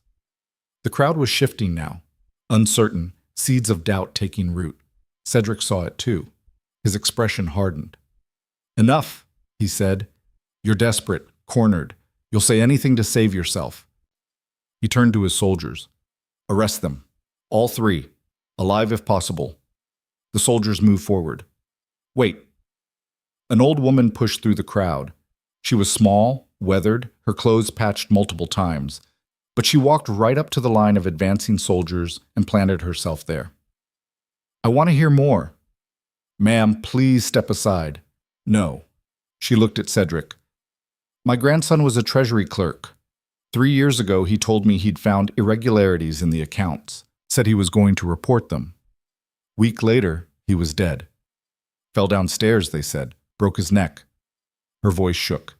He was 23, healthy, never clumsy a day in his life. More people were stepping forward now. My farm's taxes tripled in 2 years, a farmer said. When I asked why, the collector said new policies, said it came from the top. My sister worked in the castle kitchens, another voice called. She saw things, tried to talk about them, got dismissed. No explanation. My brother was a guard. My wife kept the books for a merchant. My son asked too many questions. The stories poured out like water through a broken dam. Years of suspicion, fear, and buried grief rising to the surface. Not proof, not evidence, just pattern, experience. The kind of truth that lives in communities who've been quietly suffering. Cedric's soldiers were looking at each other now, uncertain. These are just stories, Cedric said, but his voice had lost some of its warmth. Coincidences and grief twisted into conspiracy. Are they? Elara stepped closer to the platform. How many coincidences does it take before it becomes a pattern? How many dead witnesses? How many unexplained accidents? You have no proof. I have their word. All of them. And I have mine. She turned to face the crowd. 3 years ago, I started documenting what I saw. Not because I wanted to be important, not because I had some agenda, but because I couldn't watch people suffer anymore and do nothing. I wrote it all down in a diary. Names, dates, amounts, everything I could verify. A diary you conveniently no longer have, Cedric pointed out. No, but I remember it. Every word, every entry, and so does he. Elara gestured at Kael. Because he read it, cover to cover. And instead of executing me for treason, he investigated. He found evidence. He started arrests. And that's when you burned everything to the ground. The crowd was with her now. She could feel it. The shift from suspicion to attention, from hostility to curiosity. You want proof? Elara continued. Fine. Let's start simple. Lord Cedric, how much grain did the southern provinces produce last harvest? Cedric blinked. What? It's a simple question. You oversee trade. You should know. I don't memorize every 43,000 bushels, Kael said. Recorded in the official reports, but only 30,000 reached the northern markets. The rest was diverted to private warehouses and sold at marked up prices. That's a lie, is it? Because I have the warehouse locations. I can give them to anyone who wants to check. Kael's eyes bored into his uncle. I also have the names of the merchants who bought the diverted grain. 3 of them. All with the same financial backer. Your signatures on every contract. Cedric's jaw tightened. Those were legitimate business arrangements. Using Crown resources for personal profit isn't legitimate. It's theft. You're twisting facts. Then explain them. Explain why you personally approved contracts that violated kingdom law. Explain why grain meant for starving villages ended up in your warehouses. Explain. I don't have to explain anything to you. Cedric's mask shattered.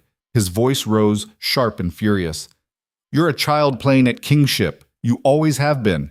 Your father knew it. He tried to prepare you, but you were too weak, too soft. So I stepped in. I did what needed to be done. I made the hard choices you couldn't stomach. The square went silent. What hard choices? Kael's voice was deadly quiet. Stealing from farmers? Executing witnesses? Killing my father? Your father was dying anyway. The words burst out of Cedric like poison. His heart was failing. The physicians gave him months. He was going to leave the kingdom to you. A 17-year-old boy with no experience and no stomach for rule. So yes, I accelerated the timeline. I took control before everything collapsed. Horror rippled through the crowd. Cedric seemed to realize what he'd said. His face went pale. That's not... I didn't mean... You just confessed to murder, Elara said quietly, in front of 300 witnesses. No, you're twisting my words. We heard what we heard, the old woman said. Her voice was steady, cold. You killed the king. Cedric's soldiers were backing away now, uncertain. Some lowered their weapons. Others looked at their commander, waiting for orders that didn't come. This is a conspiracy, Cedric tried. His voice had lost its warmth, its authority. He sounded desperate. They orchestrated this. Manipulated me into telling the truth? Ronan stepped forward. That's impressive manipulation. Cedric pointed at him. You helped her. You betrayed your oath. My oath was to the crown, not to you. Ronan looked at Kael. My king asked me for evidence of corruption. I gave it to him. That's not betrayal. That's duty. Duty. Cedric laughed, a broken, bitter sound. You all talk about duty like it means something, like it's simple. But you have no idea what it takes to actually run a kingdom. The compromises, the sacrifices. I did everything to keep this realm stable. And this is how you repay me? You stole from us, someone in the crowd shouted. I optimized resource distribution. You let people starve so you could get rich. I made strategic choices about allocation. You're a thief and a murderer. The crowd was angry now, really angry. They surged forward, and Cedric's soldiers didn't stop them. Some of the soldiers were actually joining the crowd, their faces grim. Cedric backed up on his platform. For the first time, he looked genuinely afraid. Your Majesty, he said, addressing Kael with sudden formality. Nephew, please. I made mistakes. I admit that. But I acted in what I believed were the kingdom's best interests. Surely that counts for something. Did my father's death count for something? Kael asked. Cedric didn't answer. Kael turned to Commander Lysa, who'd apparently survived the castle and made her way here with a contingent of loyal guards. She stood at the edge of the square, battered but alive. Commander, arrest Lord Cedric Draven on charges of murder, embezzlement, conspiracy, and treason. Yes, Your Majesty. Lysa moved forward with her guards. They surrounded the platform. Cedric looked at the soldiers who'd been his, the ones who'd followed him, believed him. They stared back silently. No one moved to help him. You'll regret this, Cedric said as the guards hauled him down from the platform. All of you. He's not strong enough to rule. The kingdom will fall apart without me. Then we'll rebuild it, Kael said. Better this time. They dragged Cedric away.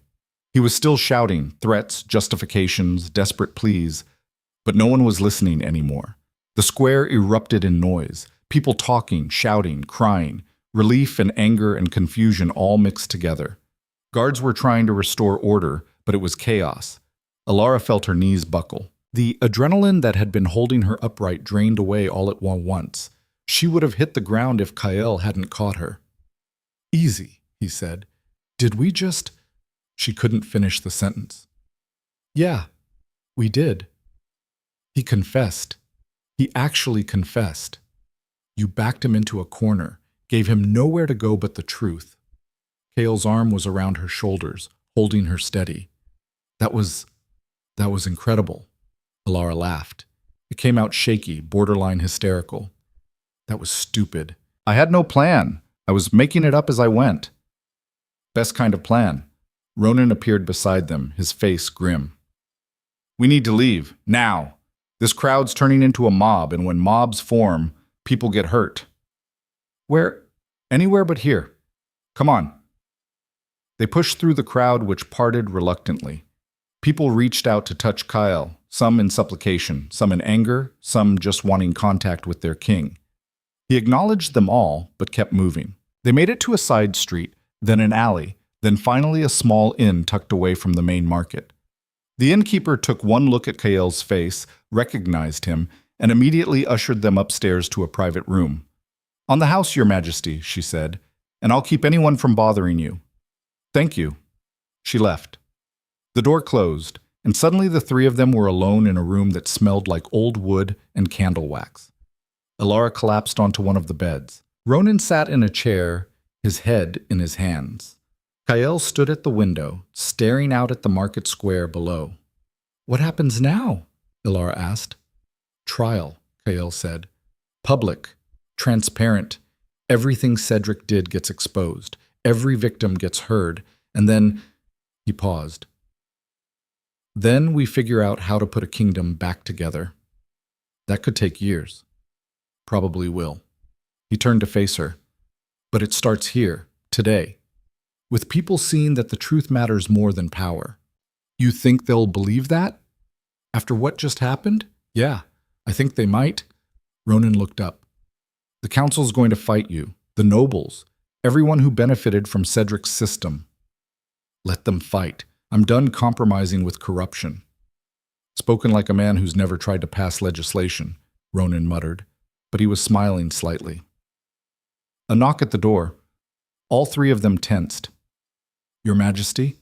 Lissa's voice. We need to talk. Kael opened the door. Lissa stepped inside, followed by two guards. She looked exhausted, but alert. Status? Kael asked. Cedric's secured. We've got him in a fortified wagon, triple guard. He's not getting out. She paused. But we have a problem. Of course we do. Half the kingdom still thinks you're a tyrant. The other half thinks Cedric was framed. And everyone's armed and angry. Lissa crossed her arms.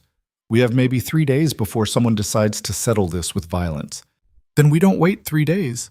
Kael's jaw set. We go back to the capital, what's left of it. We hold the trial there, public, invite everyone, let them see the evidence. What evidence? It all burned. Not all of it. Elara sat up. The warehouse records, the merchants Cedric worked with, they'll have copies of the contracts and the people, the ones who testified today. They're evidence, too. Living proof of what he did. Well, testimony without documentation won't hold up in court. Then we make it hold up, Kael said. We change the rules if we have to. I'm the king. That's kind of the point. Lissa studied him for a long moment. Then she nodded. All right. But we do it smart. No more flying by instinct. We plan this. Properly. Agreed. They spent the next hour mapping out strategy. Messengers to send. Allies to contact. A route back to the capital that avoided Cedric's remaining loyalists. It was tedious, detailed work. The kind of governance that didn't make for heroic stories but kept kingdoms functioning. Elara watched Kael work.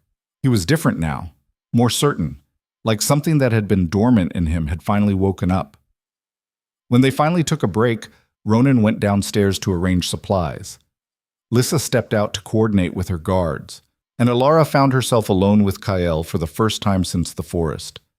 You were right, he said quietly. About everything. I was shutting down, hiding behind protocol and distance because it was easier than actually leading. You're leading now. Because you didn't let me quit. He sat down beside her on the bed. In the forest. When I was ready to give up. You called me a coward. I probably shouldn't have. No, you should have. I needed to hear it. He looked at her, and in his eyes she saw exhaustion, determination, and something else. Something that made her pulse quicken. I spent years convincing myself that caring about things made you weak, that emotion was liability. But you care about everything, and you're the strongest person I know. Elara's throat tightened. I'm not strong. I'm terrified. All the time. I don't let it stop me. That's what strength is. They sat in silence for a moment. Outside, the market square was settling down. Normal sounds returning, merchants haggling, children laughing, life resuming. When this is over, Kael said, when we've rebuilt everything, I'm going to ask you something. What? Not yet. I need to earn the right to ask first.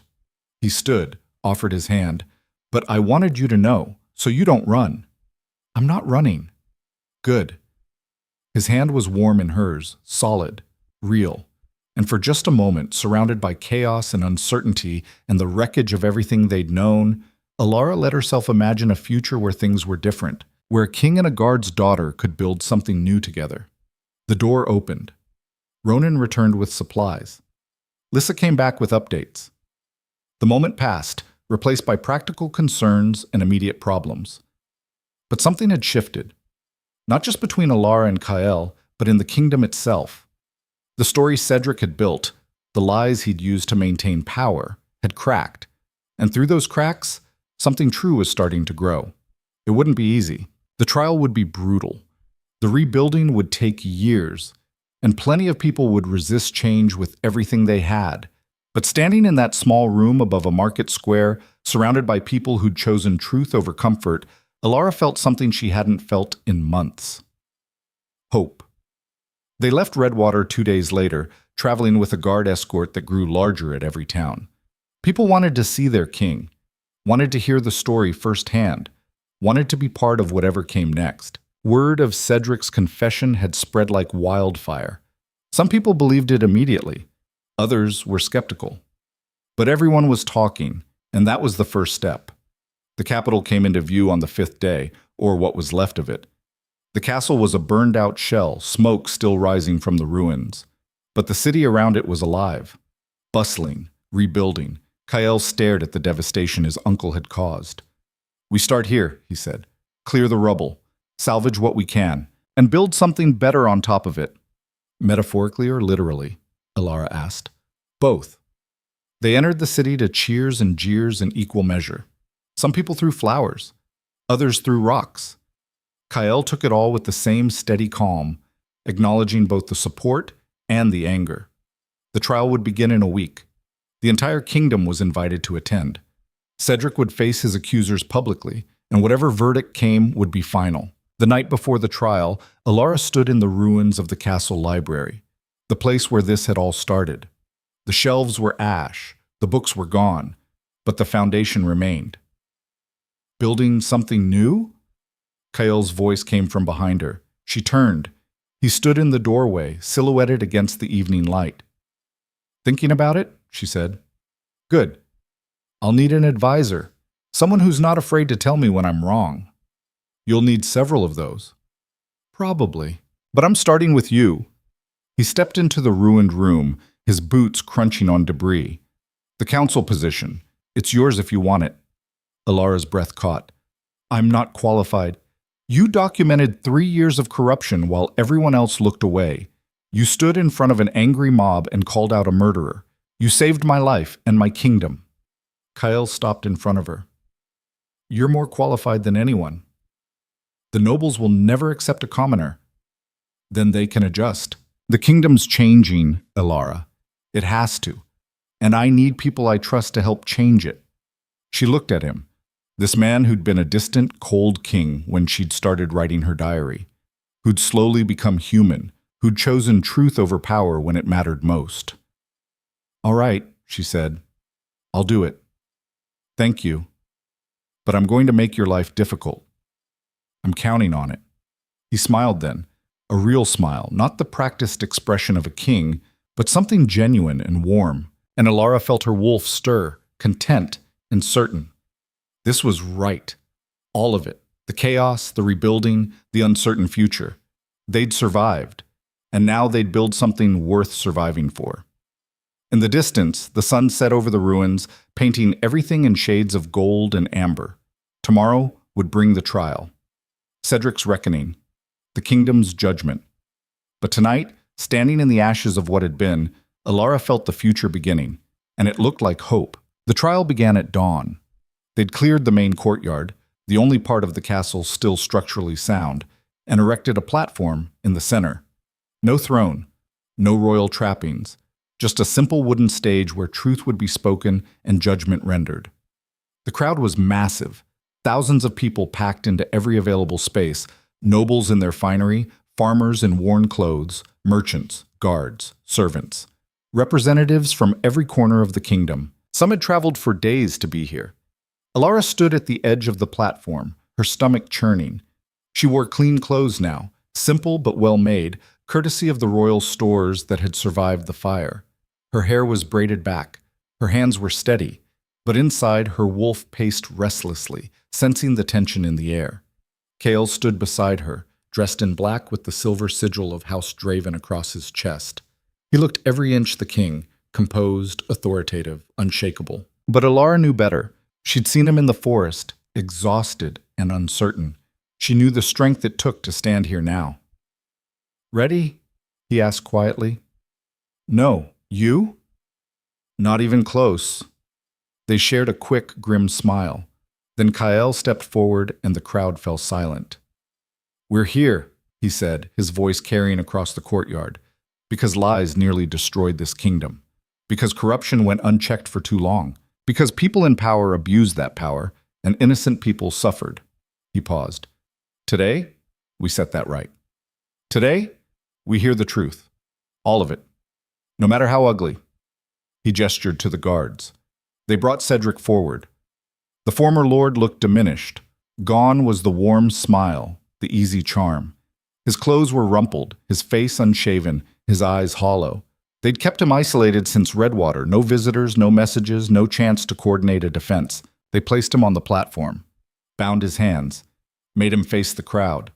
For a long moment, Cedric stared out at the sea of faces, people he'd governed, manipulated, stolen from. Then his gaze found Kael's. "You're making a mistake," he said. His voice was hoarse. "You need me. This kingdom needs me." "The kingdom needed justice," Kael replied. "Now it'll get it." He nodded to Elara. This was her part, her testimony, the foundation everything else would build on. She stepped forward and every eye in the courtyard fixed on her. A girl with no title, no power, no right to stand on that platform except the truth she carried. 3 years ago, she began, her voice shaking slightly, I started keeping a diary. I wrote about what I saw in the castle, the corruption, the suffering, the people in charge who looked away while villagers starved and soldiers died and the kingdom rotted from the inside. She met Cedric's eyes. I wrote about you, about the grain shipments that disappeared, the trade routes you monopolized, the treasury funds that went missing, the witnesses who conveniently died before they could testify. Speculation, Cedric said, written by a girl playing at detective. Was it speculation when you confessed in Redwater, in front of 300 people? Elara's voice hardened.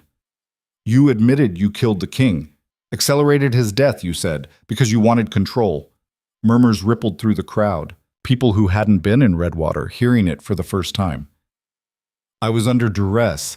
You were cornered, Elara corrected. There's a difference, and when people get cornered, the truth comes out. She turned to the crowd.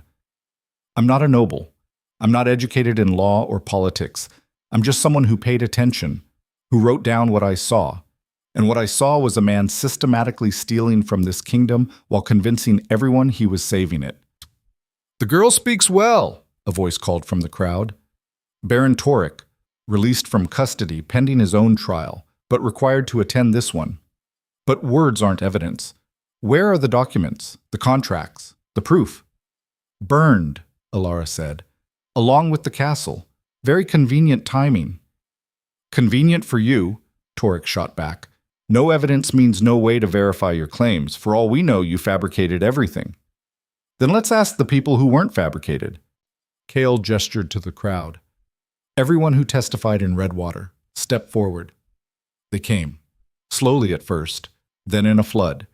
The old woman whose grandson had died, the farmer whose taxes had tripled, a merchant who'd been forced out of business, a former castle servant, a guard who'd witnessed falsified reports.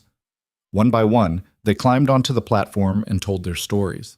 Not speculation, not theory, just experience. What they'd seen, what they'd lost, how Cedric's policies had destroyed their lives while enriching him. Cedric tried to interrupt several times, but Kael silenced him. You'll have your turn. Let them speak. The testimonies took hours. By midday, the platform was crowded with witnesses. By afternoon, even the skeptics in the crowd were starting to look uncertain. Then Ronan stepped forward. I'm Captain Ronan Vance, he said. Royal Guard. 23 years of service. I helped my daughter document the corruption because I'd been watching it happen for over a decade. He pulled out a leather satchel, opened it, and I kept copies. The crowd erupted. Cedric went pale. What? Kael stared at him. You think I'd let 3 years of evidence exist in only one place? Ronan pulled out papers, worn, carefully preserved. These are duplicates. Not everything, but enough. Trade contracts with Cedric's signature, treasury discrepancies, Witness statements I collected independently. He handed them to Kyle. I was going to present them at trial if needed. Seems like now's the time. Kale rifled through the papers, his expression shifting from shock to something fierce and vindicated. He held up a contract. This is dated 2 years ago. A grain shipment from the southern provinces. Official destination, Northern Relief Stores. Actual destination, he read, Lord Cedric Draven's private warehouse in Eastmarch. Signed and sealed by the man himself. He held up another. Tax records showing identical payments from 12 different merchants, all routed to the same account. Cedric's. Another.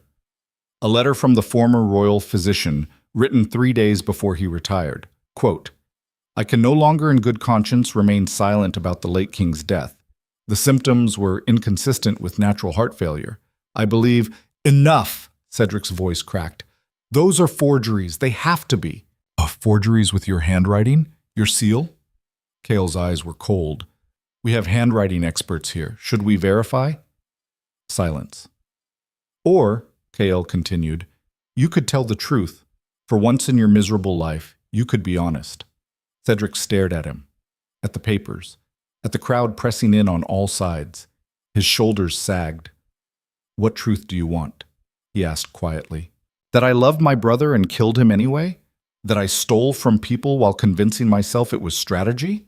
That I burned your castle and blamed you because I'd rather destroy everything than admit I was wrong? The courtyard was silent enough to hear breathing. I wanted power, Cedric said. His voice was flat, defeated. Not for its own sake. Or maybe it was. I don't know anymore. I told myself I was saving the kingdom from a weak king, that I was making hard choices you were too soft to make. But the truth? He laughed, a broken sound. The truth is I was greedy and scared, and I'd been lying for so long I forgot what honesty felt like. He looked at Kyle. You're right. I killed your father. Poison in his wine, administered over months, made it look like heart failure. And then I spent 8 years consolidating power, eliminating threats, building a system where I was indispensable. And the girl? Kyle asked. Why go after her? Because she saw through it. Because she was dangerous. Because, Cedric's voice dropped, because she reminded me of your father, the way he questioned everything, refused to accept convenient lies. I couldn't control her, so I tried to destroy her. Elara felt something cold and final settle in her chest. Validation, maybe. Or just the weight of being right. The court has heard enough, Kyle said. He turned to the crowd. Lord Cedric Draven has confessed to murder, embezzlement, conspiracy, and treason. The evidence supports his confession. The witnesses corroborate it. Under kingdom law, the penalty is death. The crowd roared approval. Some people were cheering, others crying, a few shouting for immediate execution. Kyle raised his hand for silence. However, executing him accomplishes nothing except revenge. It doesn't rebuild what he destroyed, doesn't restore what was stolen, doesn't heal the damage he caused. What are you saying? Torek demanded. He murdered the king. He deserves to die. He does, Kyle agreed. But I'm not my uncle. I don't make decisions based on what people deserve. I make them based on what the kingdom needs. He looked at Cedric. You'll spend the rest of your life in prison. No visitors, no privileges, no chance of pardon. And every penny you stole, every asset, every property, every hidden account gets liquidated and returned to the people you took it from. That's... Cedric seemed caught between relief and horror. That's mercy? That's justice, and it's more than you gave anyone else. Kyle turned to the guards. Take him away. They dragged Cedric off the platform. He didn't resist, didn't speak. Just let them lead him into the darkness of whatever cell they'd prepared. The crowd erupted again, this time in genuine celebration. People hugging, crying, shouting. Years of tension and fear releasing all at once. Elara felt her knees wobble. She'd been standing for hours, testifying, reliving 3 years of fear and anger and determination. Now it was over. Actually over. Kale caught her elbow. You all right? I think so. Are you? No idea. He looked out at the celebrating crowd. I just sentenced my uncle to life imprisonment and promised to redistribute his wealth. Half the nobility's going to hate me. Good. They needed a reason to start. He laughed, a real, genuine sound. Fair point. They stood together on the platform as the celebration continued around them. Eventually, Ronan joined them, looking exhausted but satisfied. Well, he said, that went better than expected. You had copies, Elara said. This whole time you had copies. Of course I did. You think I'd risk everything on one diary? Ronan smiled slightly. I'm a guard. We plan for worst-case scenarios. You could have told me. And ruined the dramatic reveal? Please. He squeezed her shoulder. You did good, kid. Your mother would have been proud. Elara's throat tightened. She managed a nod. The celebration lasted through the night. Makeshift festivals sprang up across the city. People dancing, drinking, singing. Not because everything was fixed. It wasn't. But because for the first time in years they had reason to hope. Elara found herself on the castle ramparts around midnight, watching the celebrations below. The noise drifted up. Laughter, music, life. Not joining the party? Kael's voice came from behind her. Needed air. You? Same. He leaned against the stone parapet beside her. Also needed to escape the nobles who want to discuss Cedric's assets. Apparently they think they deserve compensation. Of course they do. I told them they'd get their turn. After the farmers, the merchants, the servants, and everyone else Cedric actually hurt. He smiled grimly. They didn't love that. Shocking. They stood in comfortable silence, watching the city celebrate. I meant what I said earlier, Kael said eventually, about the council position. I need you there, not as a symbol or a token, but as someone who'll fight for the people who can't fight for themselves. You know I'll make enemies. Good. I need people who aren't afraid of making enemies. He turned to face her. The kingdom's broken, Elara. Really broken. Cedric's just one symptom of a much bigger disease. Fixing it's going to take decades. It's going to be messy and frustrating, and half the time we'll probably want to quit. Then why do it? Because someone has to. And because, he hesitated, because I think we can actually make it better. Together.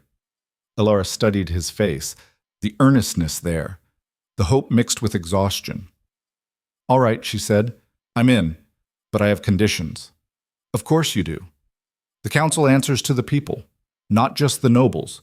We establish regular forums where anyone can bring grievances directly. Agreed. Treasury records become public, all of them. No more secret accounts. Done. And she took his breath. And you stopped making decisions alone. You built a habit of isolation. It nearly destroyed you. So from now on, you actually trust your advisors. Kael was quiet for a moment. Then he nodded. That one's going to be harder. But I'll try. Trying's enough. For now. They sealed it with a handshake, formal, professional. Except Kael didn't let go immediately. There's something else, he said. Something I wanted to ask. In the forest, I said I needed to earn the right first. Elara's pulse quickened. Kael, I'm not asking yet. Just know that when this settles, when we've rebuilt enough that I can think past the next crisis, I'm going to ask. And I need you to be ready to answer. Answer what? He smiled slightly. You'll know when I ask. Before she could respond, shouts erupted from below. Not celebration this time. Something else. They rushed to the edge, looked down. A commotion near the main gate. Guards moving, people scattering. What now? Elara muttered. They descended quickly, winding through corridors to the courtyard. Commander Lysa met them halfway, her face grim. Your Majesty, we have a situation. What kind? The kind where Baron Toric tried to flee and got caught at the city gates with a wagon full of stolen treasury gold. Kael closed his eyes. Of course he did.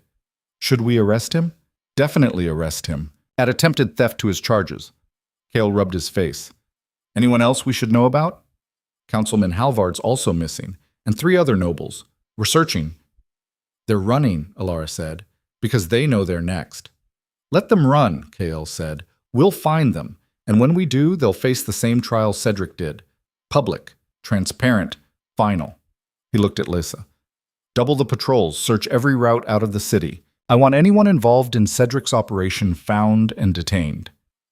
Yes, Your Majesty. She left.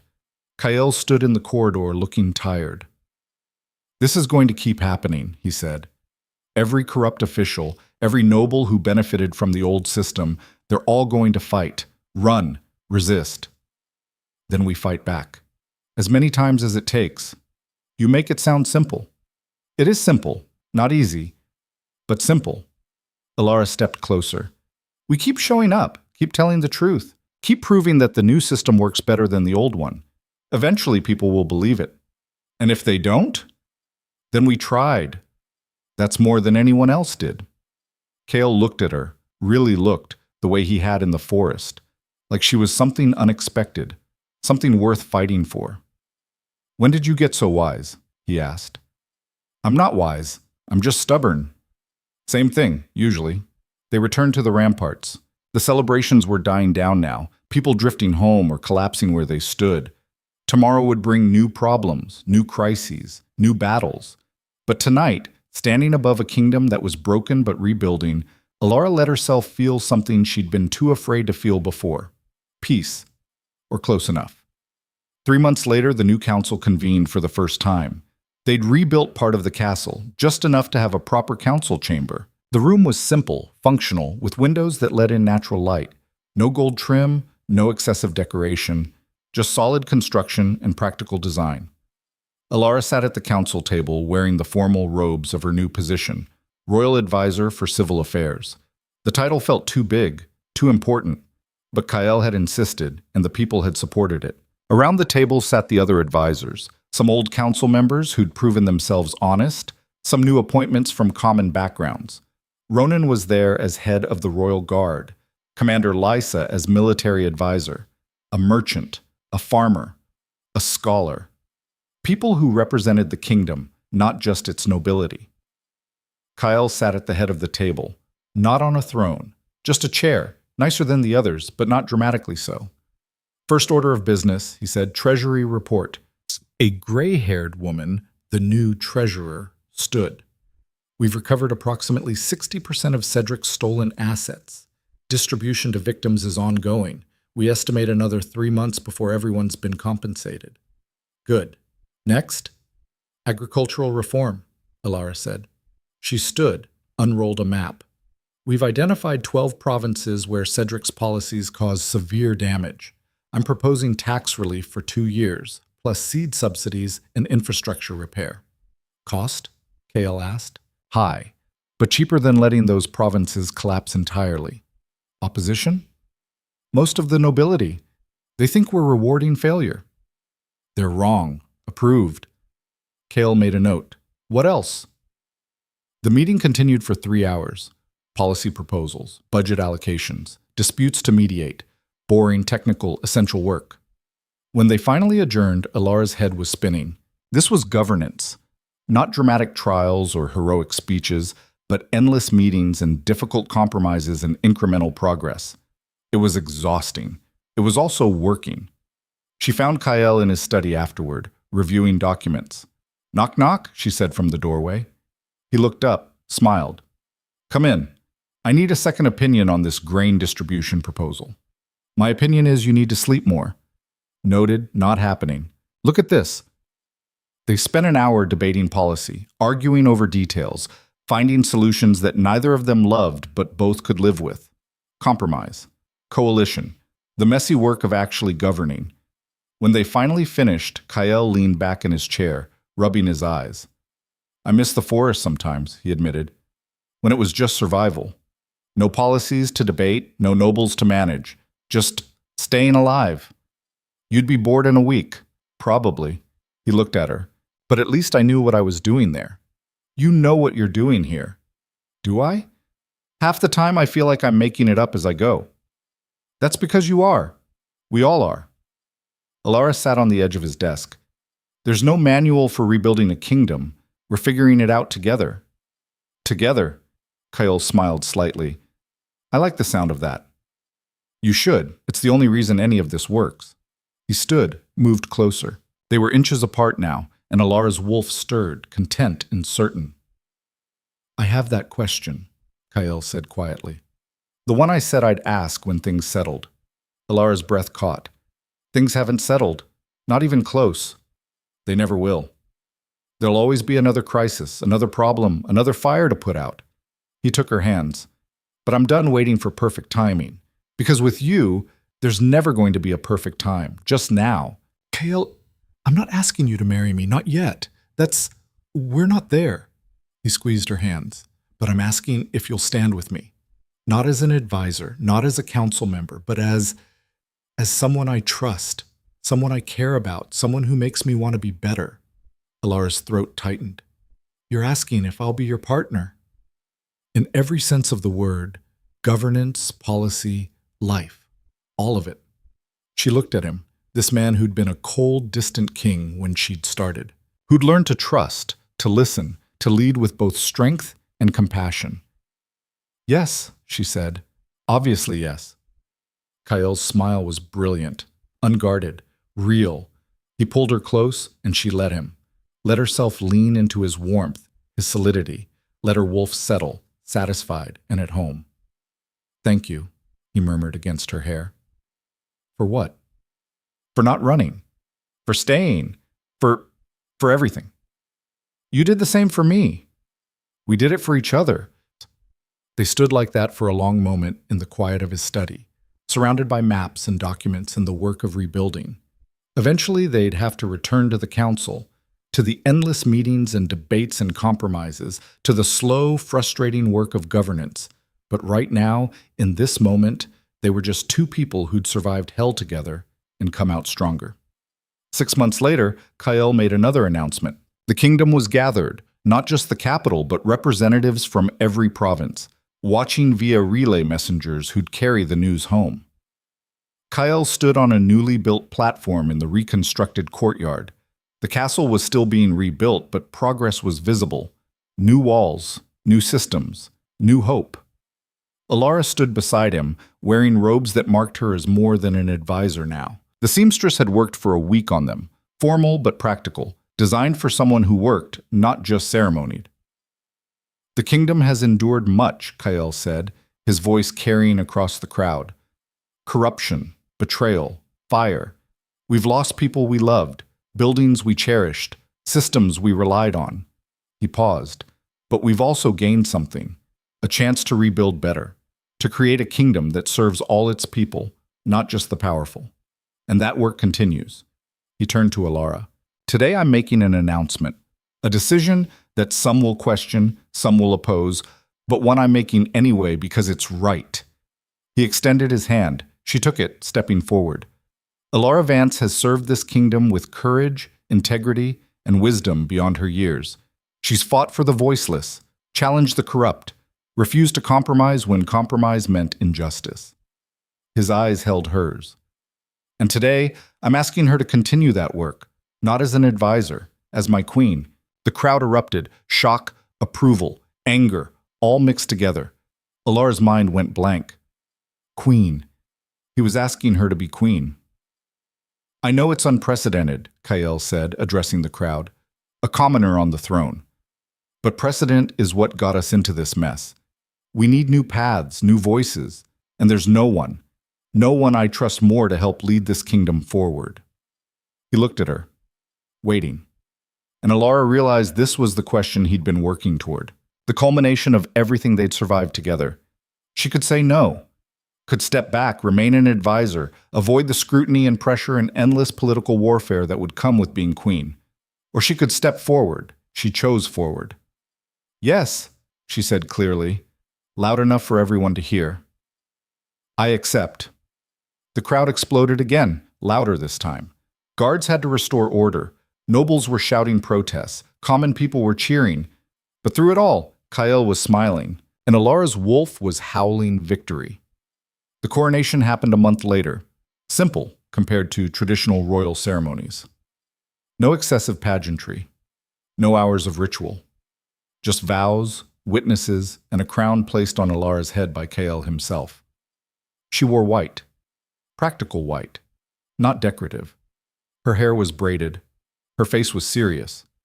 And when she looked out at the crowd, at her father, weeping openly, at Mira, grinning. At the farmers and merchants and guards who'd supported her, she felt the weight of it. Responsibility, authority, power, and the determination to use it right. Luna Elara, Kael said, the formal title. Queen of the Northern Highlands, do you swear to serve this kingdom with honor, to defend its people, to uphold justice, and to rule with both strength and compassion? I do, she said. Then rise and rule. She stood. The crown on her head felt heavy, real, permanent. The crowd cheered, really cheered this time. No reservations, no protests, just celebration. Because for the first time in generations, they had a queen who'd come from them, who understood their struggles, who'd fight for them. That night, at the feast, Ronan pulled Elara aside. Your mother would have been so proud, he said, his voice thick with emotion. You think? I know. She always said the world needed people who couldn't stay quiet when they saw injustice. That's you. That's always been you. Elara hugged him. Thank you for everything, for believing in me, for keeping those copies, for being your father.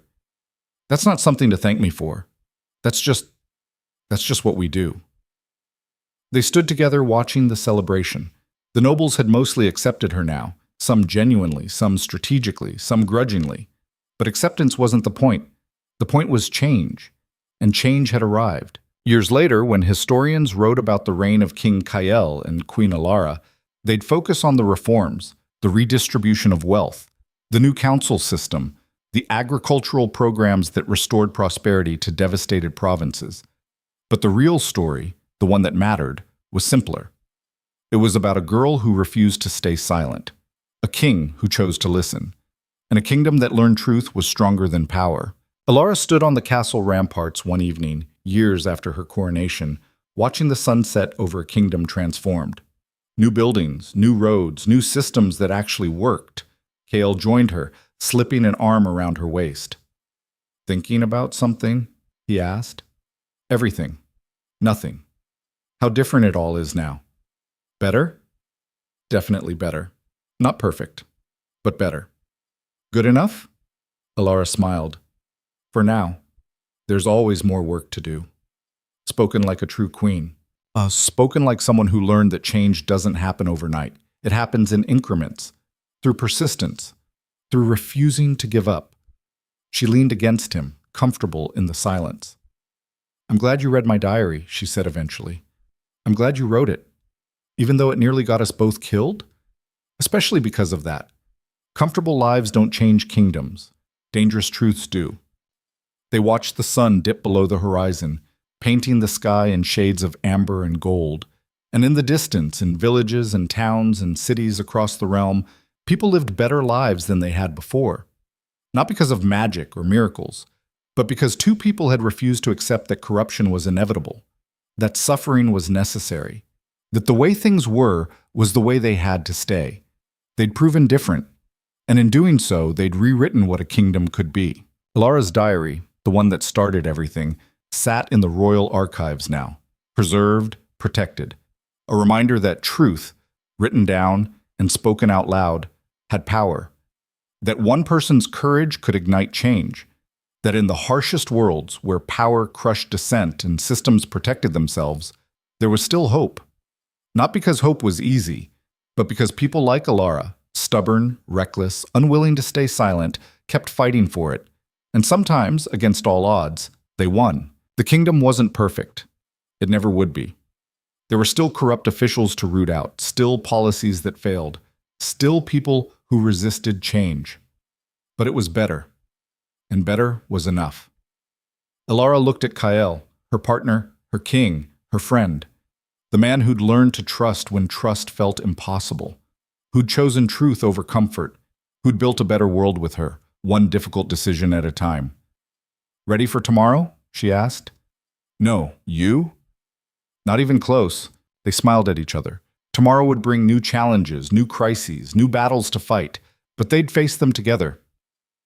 And that made all the difference. The story could end here, with a queen who'd risen from nothing, a kingdom transformed, and proof that courage and honesty could rewrite destiny. But really, It wasn't an ending at all. It was a beginning. The beginning of a new era, a better kingdom. A legacy built not on power or fear, but on truth. And it started with a girl who dared to write down what everyone else was too afraid to say. A diary that should never have been read. That changed everything when it was.